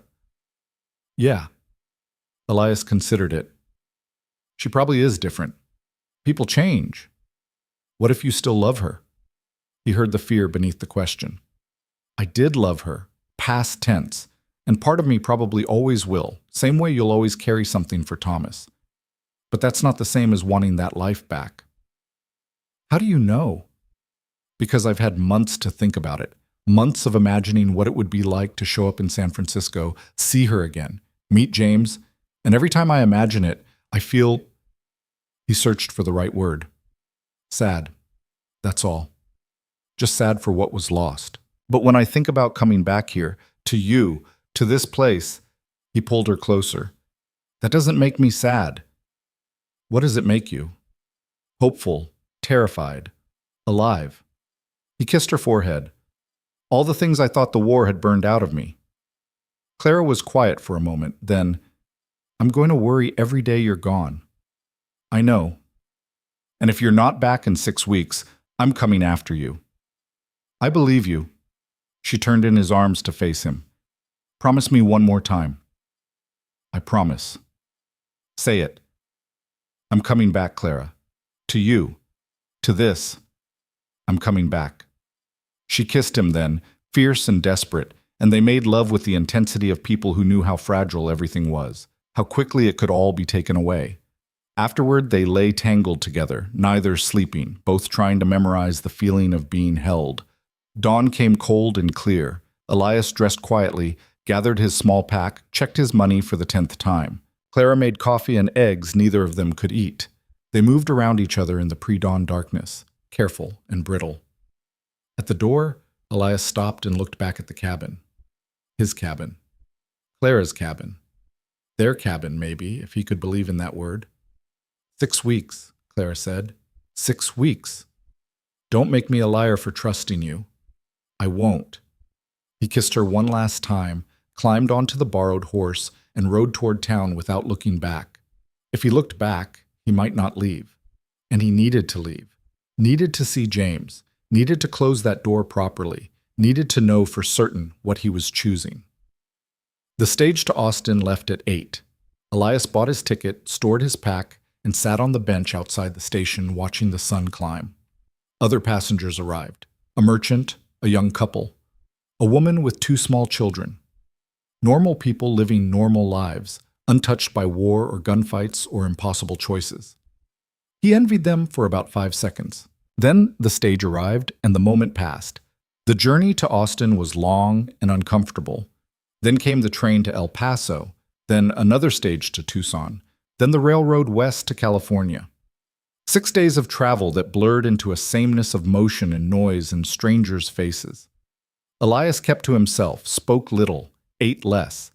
His leg ached constantly from the cramped quarters and lack of movement. San Francisco appeared through the morning fog like something from a dream, bigger than he'd imagined, louder, packed with people and commerce and possibility. Elias got off the train, found a cheap boarding house, and spent 2 days working up the courage to do what he'd come for. Carson's address was in a nice part of town, not wealthy, but respectable. Brick houses with painted shutters and small gardens, the kind of neighborhood where people raised children and built futures. Elias stood across the street for 20 minutes before he could make himself knock. A man answered the door. Mid-40s, solid build, kind eyes. Michael Carson. Sarah's husband. James's father in every way that mattered. "Can I help you?" Carson asked. "My name is Elias Ward. I wrote to you. Recognition dawned." "Oh, yes. Of course." Carson stepped aside. "Please, come in." The house was warm and well kept. Children's drawings hung on the walls. A woman's touch was evident in the curtains, the flowers, the careful arrangement of furniture. This was a home. Not just a structure, but a life. "Sarah's out with James," Carson said, gesturing to a chair. "I thought it best if we spoke first, man to man." Elias sat, his hat in his hands. Carson poured 2 glasses of water from a pitcher, handed one to Elias, and took the chair across from him. "I'm not going to lie to you, Mr. Ward. This is a complicated situation." "I know." "Sarah's been—" Carson paused, choosing words carefully. "She's been anxious since I told her you were coming. She thought she'd buried you, grieved you, and having you suddenly alive, it's opened old wounds." "I don't want to hurt her," Elias said. "Or James. I just needed to see him. Once. Know that he's okay." "He's more than okay. He's a happy, healthy boy. Bright, curious. He doesn't remember you, Mr. Ward. To him, I'm his father." The words were gentle but firm, a boundary being drawn. "I'm not here to change that," Elias said. "I don't want to confuse him or disrupt his life. I just—" His voice caught. "I just need to see him with my own eyes. Then I'll go. You have my word."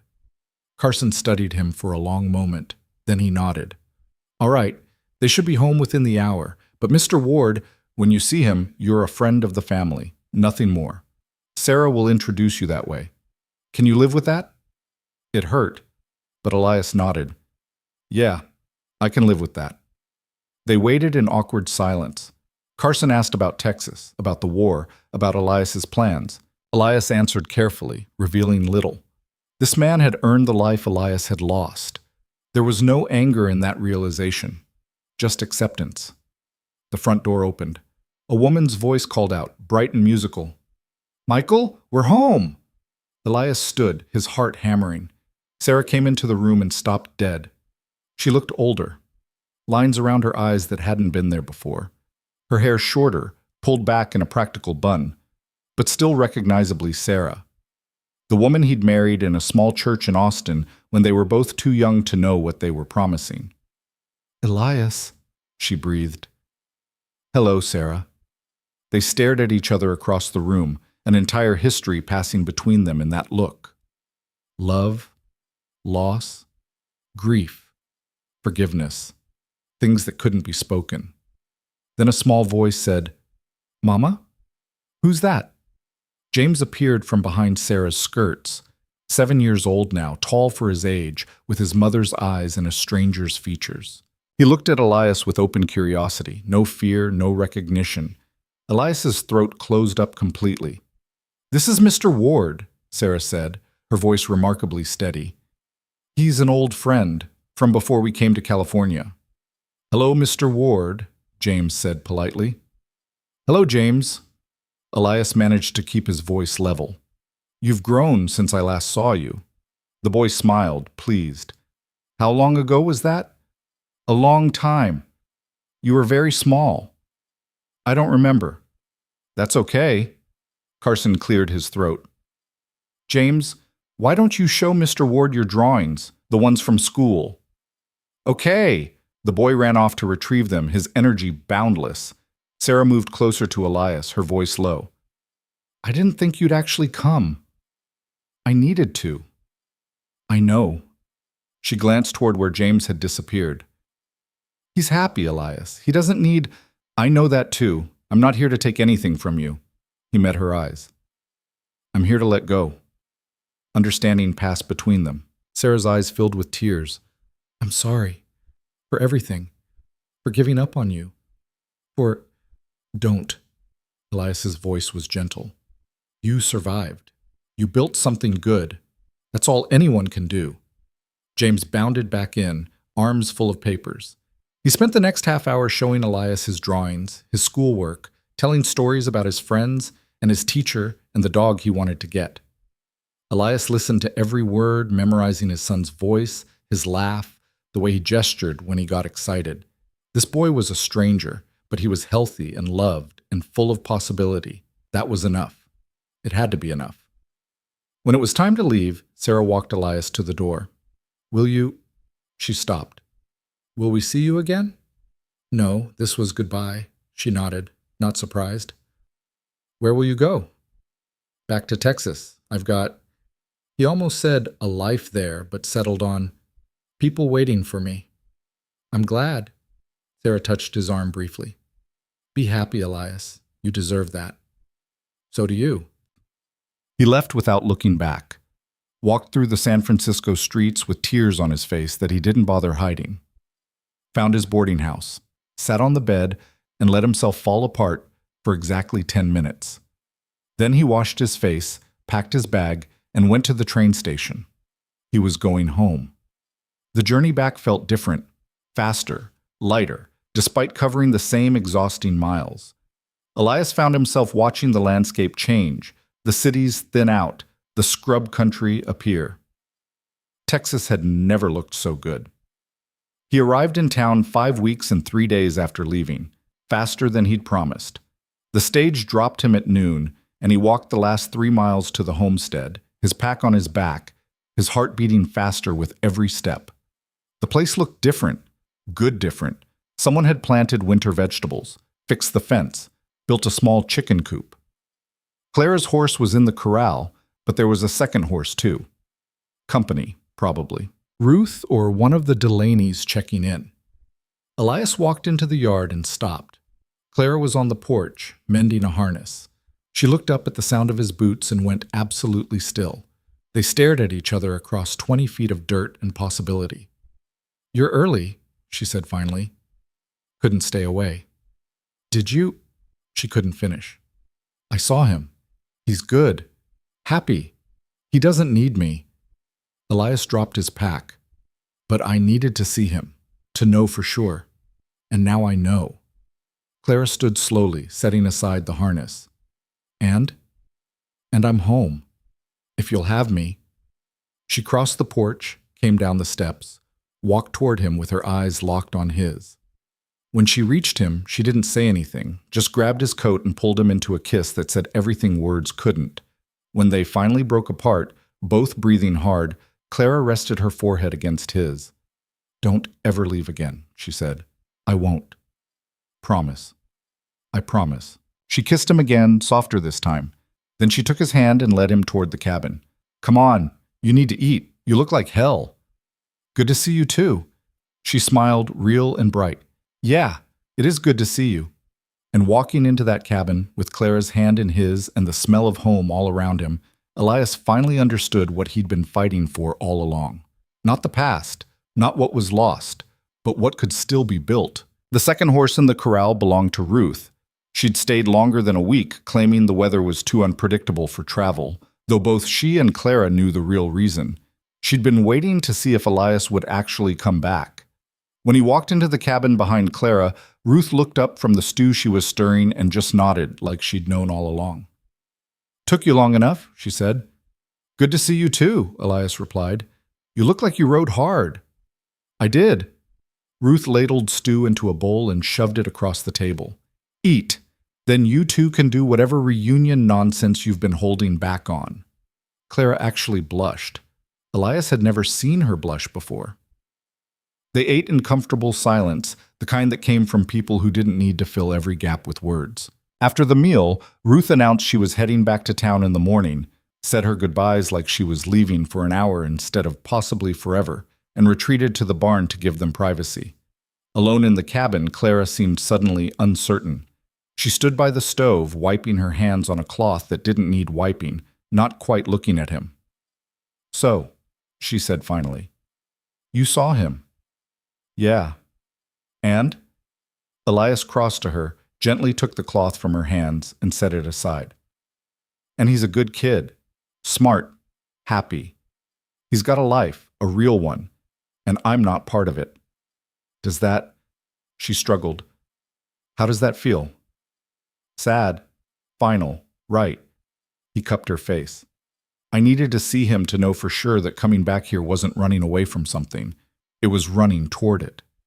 Clara's eyes searched his face. "You mean that?" "Every word." She kissed him then, not desperate like before, but certain, grounded. When they broke apart, she said, "I cleared out Thomas's things while you were gone. The clothes he left, some tools, donated them to the church in town." The significance wasn't lost on Elias. She was making room, not just in the cabin, but in her life. "How'd that feel?" he asked. "Like closing a door that should have been closed years ago." She took his hand and led him toward the bedroom. "Come on, you need actual sleep in an actual bed. We can talk more tomorrow." They did talk more tomorrow. And the day after, and the day after that. Slow conversations about what they wanted, what scared them, what the future might look like if they were brave enough to reach for it. Clara admitted she'd never planned past survival, never let herself imagine anything beyond the next season. Elias confessed he'd spent so long trying to reclaim the past that he'd forgotten how to imagine a future. "So we'll figure it out together," Clara said one morning, watching him repair the chicken coop. "Make it up as we go." "That simple?" "Nothing about this is simple, but maybe that's the point." Ruth left on a cold morning in late November. She hugged Clara tight, shook Elias's hand, and rode off without looking back. They stood in the yard watching her go until she disappeared over the ridge. "Think we'll see her again?" Elias asked. "Yeah. She's like a bad penny that way." Winter came in hard after that. The first real snow fell in early December, blanketing everything in white silence. They spent the short days working and the long nights huddled by the fire, planning for spring. Clara wanted to expand the herd, maybe get some dairy cows. Elias suggested they repair the irrigation system properly, maybe even expand it to the north pasture. "Getting ambitious," Clara observed, "getting hopeful. There's a difference." On Christmas Eve, they sat by the fire with a bottle of whiskey Elias had bought in town. No decorations, no ceremony.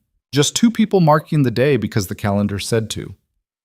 I should tell you something, Clara said, the whiskey making her bold. I went to see the preacher last week, asked about getting married. Elias went very still. You did? Don't panic. I didn't set a date or anything, just asked about what it would take. She stared into her glass. Turns out it's pretty simple.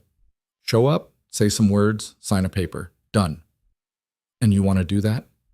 I don't know. Maybe. She finally looked at him. Does that scare you? Terrifies me. Why? Because I failed at it once already.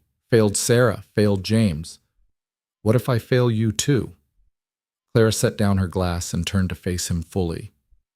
You didn't fail Sarah. The war happened. You got left for dead. She survived the only way she knew how. That's not failure. That's just life. She paused. And yeah, maybe you'll fail me. Maybe I'll fail you. Maybe this whole thing will blow up in our faces. But sitting here scared of trying, that's the real failure. Elias pulled her close, buried his face in her hair. When did you get so smart? I've always been smart. You just weren't paying attention. He laughed, and it felt good. Real. So are we doing this? The marriage thing? Yeah. Clara was quiet for a moment, then, not yet. Let's get through winter first. Make sure we don't kill each other when we're stuck inside for weeks at a time. Then we can talk about making it official. That's practical. That's me. They made it through winter without killing each other. Barely. There were fights, stupid ones about whose turn it was to feed the chickens, serious ones about money and risk and how much to gamble on spring planting. Clara threw a plate once. Elias slept in the barn twice. But they always came back together, always found their way through the anger to the bedrock truth underneath. They were better together than apart. Spring arrived in fits and starts. Warm days followed by cold snaps that threatened the early plantings. Elias worked the land from sunup to sundown, his leg aching but functional, his body remembering the rhythm of farm work. Clara handled the business side, negotiating prices in town, trading for supplies, keeping the books with a precision that surprised him. You're good at this, he said one evening, watching her tally expenses. Had to be. Nobody else was going to do it for me. In April, a letter arrived. Not from Sarah. Elias had asked her not to write, to let the goodbye stand, but from Carson.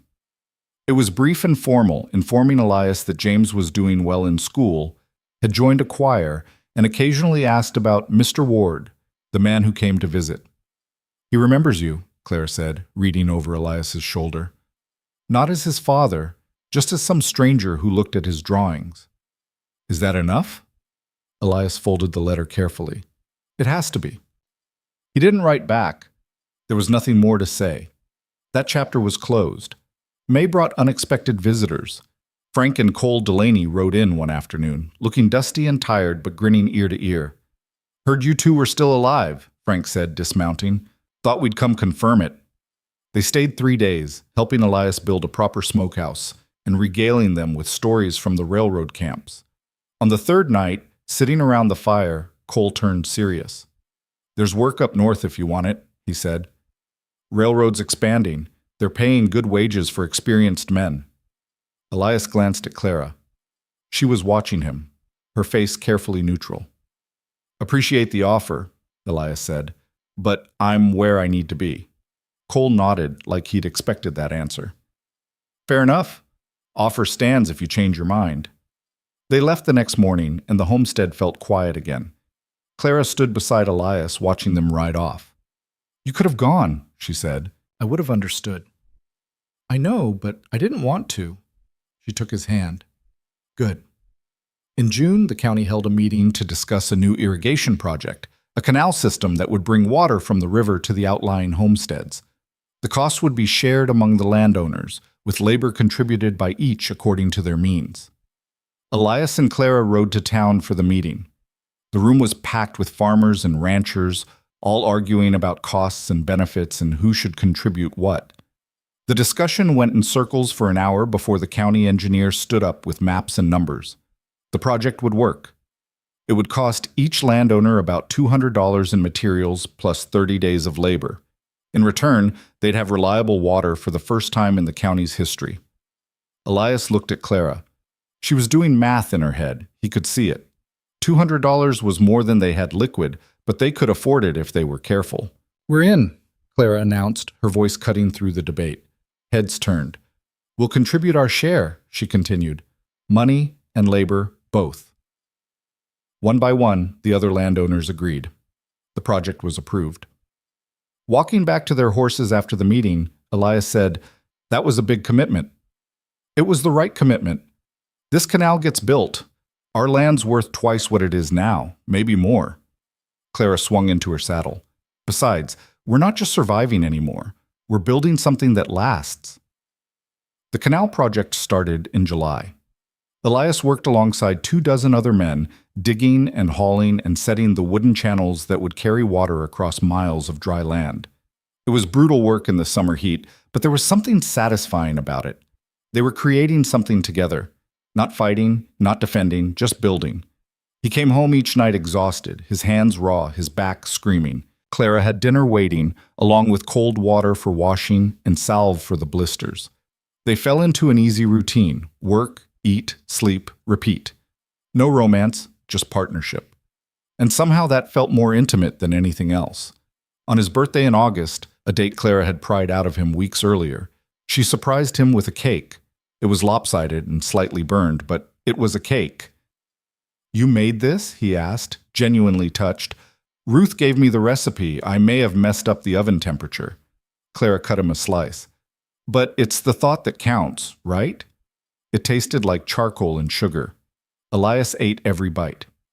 "This is awful," he said, grinning. "I know. Thank you. You're welcome." That night, lying in bed, Clara said quietly, "I think I'm ready."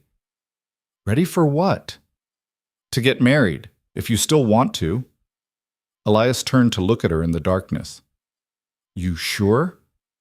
"No, but I don't think I'll ever be completely sure, and I'm tired of waiting for certainty." She found his hand under the blankets. "So, you asking or am I?" "I'm asking. Clara Hayes, will you marry me?" "Yeah, I will." No ring, no bending knee, just two people in the dark making a promise they both knew was a gamble. They married on a Saturday in September. Small ceremony in town with Ruth, the Delaney brothers, and a handful of neighbors as witnesses. Clara wore a simple dress she'd bought with some of the hauling money. Elias wore his cleanest shirt and a tie he'd borrowed from the general store owner. The preacher's words were brief and practical. No poetry, no grand pronouncements, just the legal minimum required to bind two lives together. When it was done, Clara looked at Elias and said, "Well, that's that." "That's that," he agreed. They had dinner at the saloon, Ruth's treat, and rode home as the sun was setting. Husband and wife now. The words felt strange and formal and right all at once. Nothing changed immediately. They still worked the land, still argued about money, still fell into bed exhausted most nights. But there was a solidity to it now, a sense that they were building on bedrock instead of sand. The canal project finished in October. The first water flowed through the channels on a bright, cold morning with half the county watching. When it reached the Hayes land, Elias still thought of it that way sometimes. Though it was legally theirs now, Clara actually cried. "I never thought I'd see this," she said, watching the water fill the irrigation ditches. "See what?" "Abundance. Possibility. A future that doesn't involve just scraping by." Elias put his arm around her. "We're just getting started." That winter was easier than the one before. They had stores of food, a solid barn, enough money saved that an unexpected expense wouldn't destroy them. They even bought a dairy cow, which Clara named Bess and treated like a temperamental relative. "She's giving us milk," Clara would say when Elias complained about Bess's stubbornness.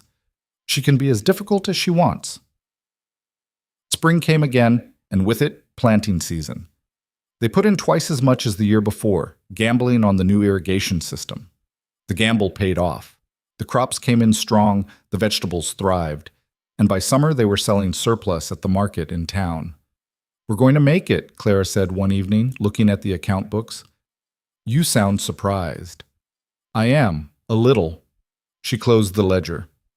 I spent so long expecting disaster that success feels strange. Better get used to it.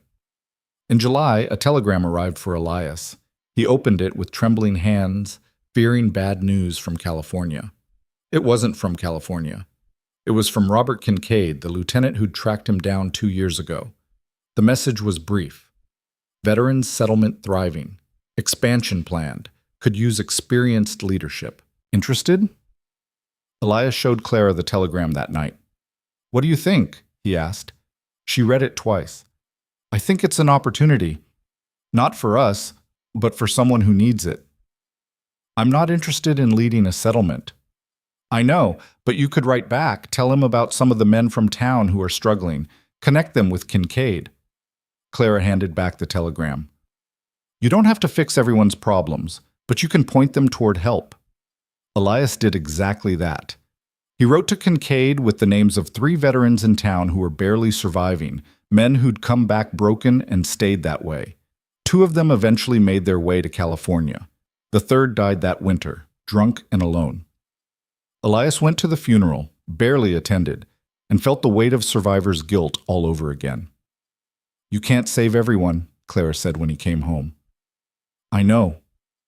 "You barely saved yourself." "I know that too." She pulled him close. "But you did save yourself, and that matters." In the fall, a railroad agent came to town with an offer. The rail line was expanding south, and they wanted to buy rights of way across several properties. The Hayes land sat directly in the proposed path. The agent offered $3,000 for a 10-foot corridor. $3,000. More money than Elias had ever seen in one place. "We could take it," Clara said, staring at the offer. "Buy more land, expand the herd, maybe even build a real house instead of this cabin. Or we could say no, keep the land intact." They argued about it for 3 days. Clara saw opportunity. Elias saw their home being carved up by outside interests. Finally, Ruth settled it. She rode out unannounced, listened to both sides, and said bluntly, "Take the money. The railroad's coming whether you like it or not. At least this way you get compensated." They signed the agreement the next week. The railroad construction started in the spring. Crews of workers descended on the area, bringing noise and commerce and change. A town started to form around the railway depot. First tents, then wooden buildings, then something approaching permanence. Elias and Clara watched it happen from their land, which suddenly felt less remote and more connected to the wider world. "Everything's changing," Clara said one evening. "Yeah. Does that bother you?" Elias considered it. "No. Change is just change. We can adapt." They used the railroad money to buy an adjacent parcel when it came up for sale. 40 acres of good grazing land that doubled their operation. They hired 2 workers, young men from town who needed the work, and taught them the business. By their 3rd anniversary, the Hayes Ranch was a legitimate operation. Not huge, but solid, profitable, sustainable. And then, in the winter of their 4th year together, a letter arrived that changed everything again. It was from Carson. Thicker than usual, heavier. Clara watched Elias open it with worried eyes. Inside were 2 things, a letter and a photograph. The photograph showed James, now 11 years old, tall and serious, standing beside a man Elias didn't recognize. The letter explained, "Dear Elias, I'm writing with difficult news. Sarah passed away last month. Pneumonia. It came on fast, and despite the doctor's best efforts, we lost her. James has been asking questions about you, about his early life. Sarah told him the truth before she died, that you were his first father, that you survived the war, that you let him go because you loved him. He wants to meet you, really meet you, not as Mr. Ward, but as his father. I've explained that I'm his father too, the one who raised him, and he understands that. But he needs to know you. I'm not asking you to disrupt your life or move to California, but if you're willing, I'd like to bring James to Texas this summer. Let him spend some time with you, get to know you, let me know. Michael Carson." Elias read the letter 3 times before he could speak. "Sarah's dead," he said finally. Clara took the letter, read it herself, then pulled him into her arms. They stood that way for a long time, Elias grieving the woman he'd once loved and the life that might have been. That night, He showed Clara the photograph. "He looks like you," she said softly. "Around the eyes. He looks like a stranger." "He is a stranger, but he doesn't have to stay that way." Clara touched the photograph gently. "What do you want to do?" "I don't know. Part of me wants to say yes. Part of me thinks it's a terrible idea." "What does your gut say?" Elias closed his eyes, listening to that deep instinct that had kept him alive through war and hardship and loss. "It says yes. That I need to do this, for James, for Sarah, for—" He paused. "For closure, I guess. Then write back and say yes." "What about you? About us?" Clara smiled, tired but genuine. "I'm not going anywhere." "And a boy visiting his father for a few weeks, that's not a threat. It's just complicated. But we can handle complicated." Elias wrote back the next morning. Carson responded within 2 weeks. They'd arrive in June, stay for 3 weeks, then return to California. No pressure, no expectations. Just time. June came faster than Elias was ready for.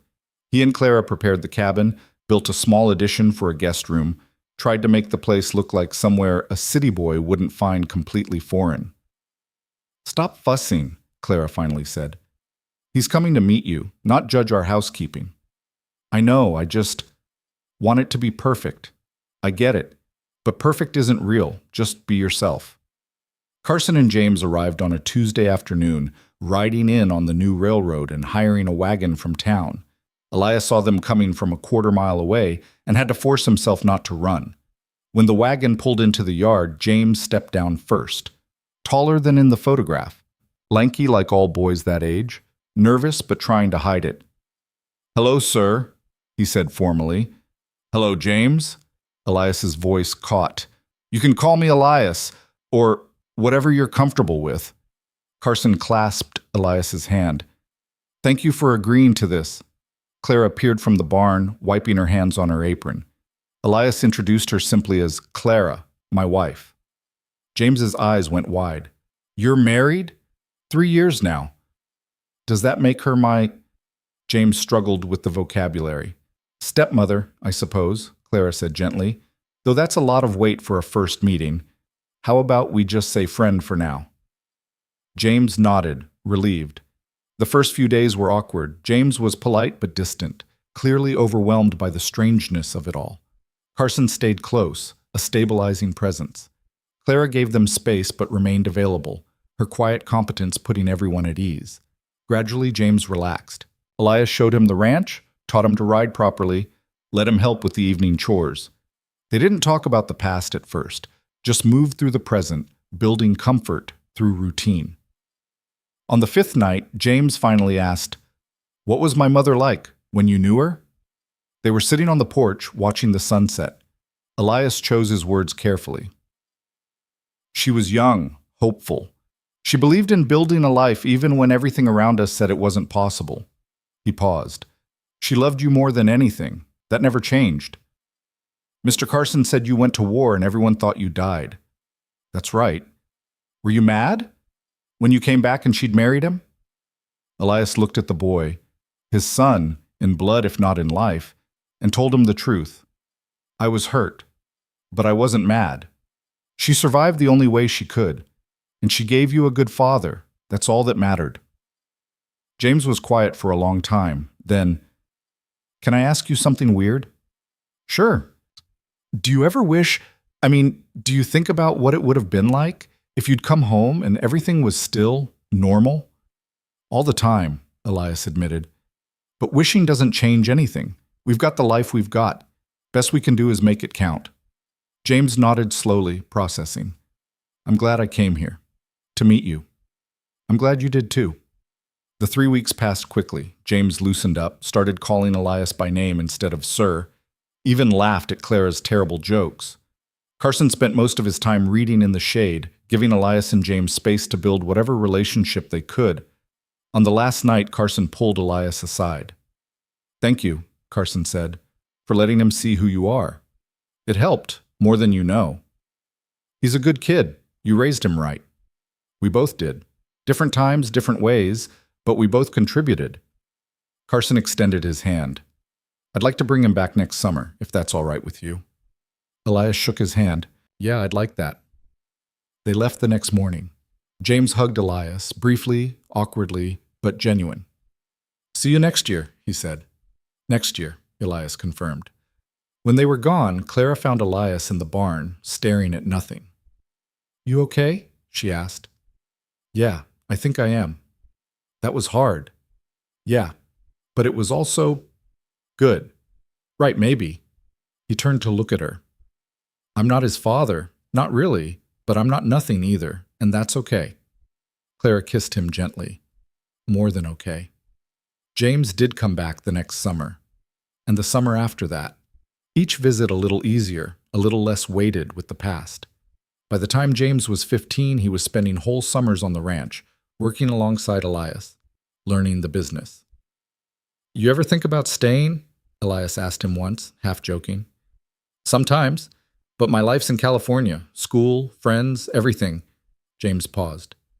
But this place, it's part of me too, like having two homes instead of one. That's not a bad thing. No, it's actually pretty good. The years rolled forward, the ranch grew, the town around the railroad depot became an actual town. Stores, a school, a proper church.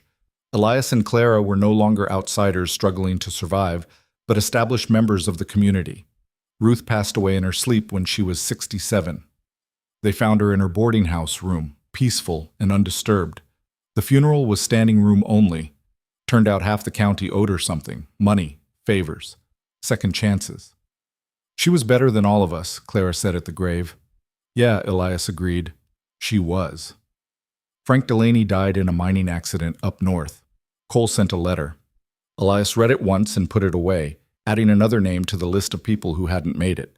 But others thrived. The young men they'd hired became partners in the ranch. One of them married a girl from town and built a house on the north pasture. The Hayes Ranch became a family operation in ways Elias had never expected. On their 10th anniversary, Clara surprised Elias with a gift. A painting of the homestead, the cabin, the barn, the land stretching out under an endless sky. She'd commissioned it from an artist passing through town. So we remember where we started, she said. Elias hung it over the fireplace, and they stood looking at it together. We've come a long way, Clara said. Yeah, we have. Any regrets? He thought about it honestly, about Sarah and the life that was lost, about James and the years he'd missed, about all the roads not taken. No, he said finally. No regrets. Just gratitude, I guess, that we found each other when we did, that we were both stubborn enough to stay. Clara leaned into him. I love you, you know, I don't say it enough, but I do. I know, I love you too. They stood that way for a long time, watching the light change on the painting, on the land beyond the window, on the life they'd built from nothing. When James was 18, he came to Texas one last time before heading to university. I wanted to tell you in person, he said. I'm studying agriculture, going to learn the science of it, the modern techniques. Mr. Carson thinks I'm crazy. He wanted me to go into business, but I told him this is what I want. Elias felt pride swell in his chest. That's good. That's really good. I was thinking, after I graduate, maybe I could come back here. Not to take over or anything, but to help. Apply what I've learned. James looked uncertain. If you'd want that. Elias glanced at Clara. She was smiling. Yeah, Elias said. We'd want that. James graduated 4 years later and made good on his promise. He came back to Texas with a degree and a head full of ideas about crop rotation and soil conservation and irrigation efficiency. Some of his ideas worked, some didn't. But the ranch kept growing, kept adapting, kept thriving. Elias stepped back gradually, letting James and the younger generation take the lead. He'd earned his rest. He and Clara spent their days working at a slower pace, enjoying what they'd built instead of constantly fighting to maintain it. One evening, sitting on the porch as the sun set, the same porch where Clara had first pointed a shotgun at his chest, Elias realized he was happy. Not the desperate, clutching happiness of someone afraid it would be taken away. Just content. Satisfied with the life he'd lived and the choices he'd made. What are you thinking about? Clara asked. How I almost rode past this place. That first day, when I saw smoke from the chimney and thought about just keeping going. Why didn't you? Because I was tired and stubborn, and I'd come too far to not see it through. He took her hand. Best decision I never made. Clara laughed. You mean best decision you did make? No, I didn't really decide. I just showed up, and then kept showing up, every day after that, one foot in front of the other. That's all anyone can do. Yeah. They sat in comfortable silence as the stars came out. Somewhere in the house behind them, James was going over the next season's planting schedule. The sound of the younger generation taking over, carrying forward what had been built. Elias thought about the boy he'd been when he'd left for war, the broken soldier who'd come home to nothing, the ghost who'd stood in this very yard, ready to give up entirely. That man was gone, replaced by someone who'd learned that survival wasn't about reclaiming the past. It was about having the courage to build something new from the wreckage. No regrets, Clara said quietly, echoing his thoughts. No regrets, Elias agreed, and sitting there with his wife's hand in his, the land stretching out before them, the future being shaped by hands younger and stronger than his own, Elias Ward finally understood what it meant to come home, not to a place, not to a memory, but to a life deliberately chosen, day after day, despite every reason not to. That was enough. That was everything.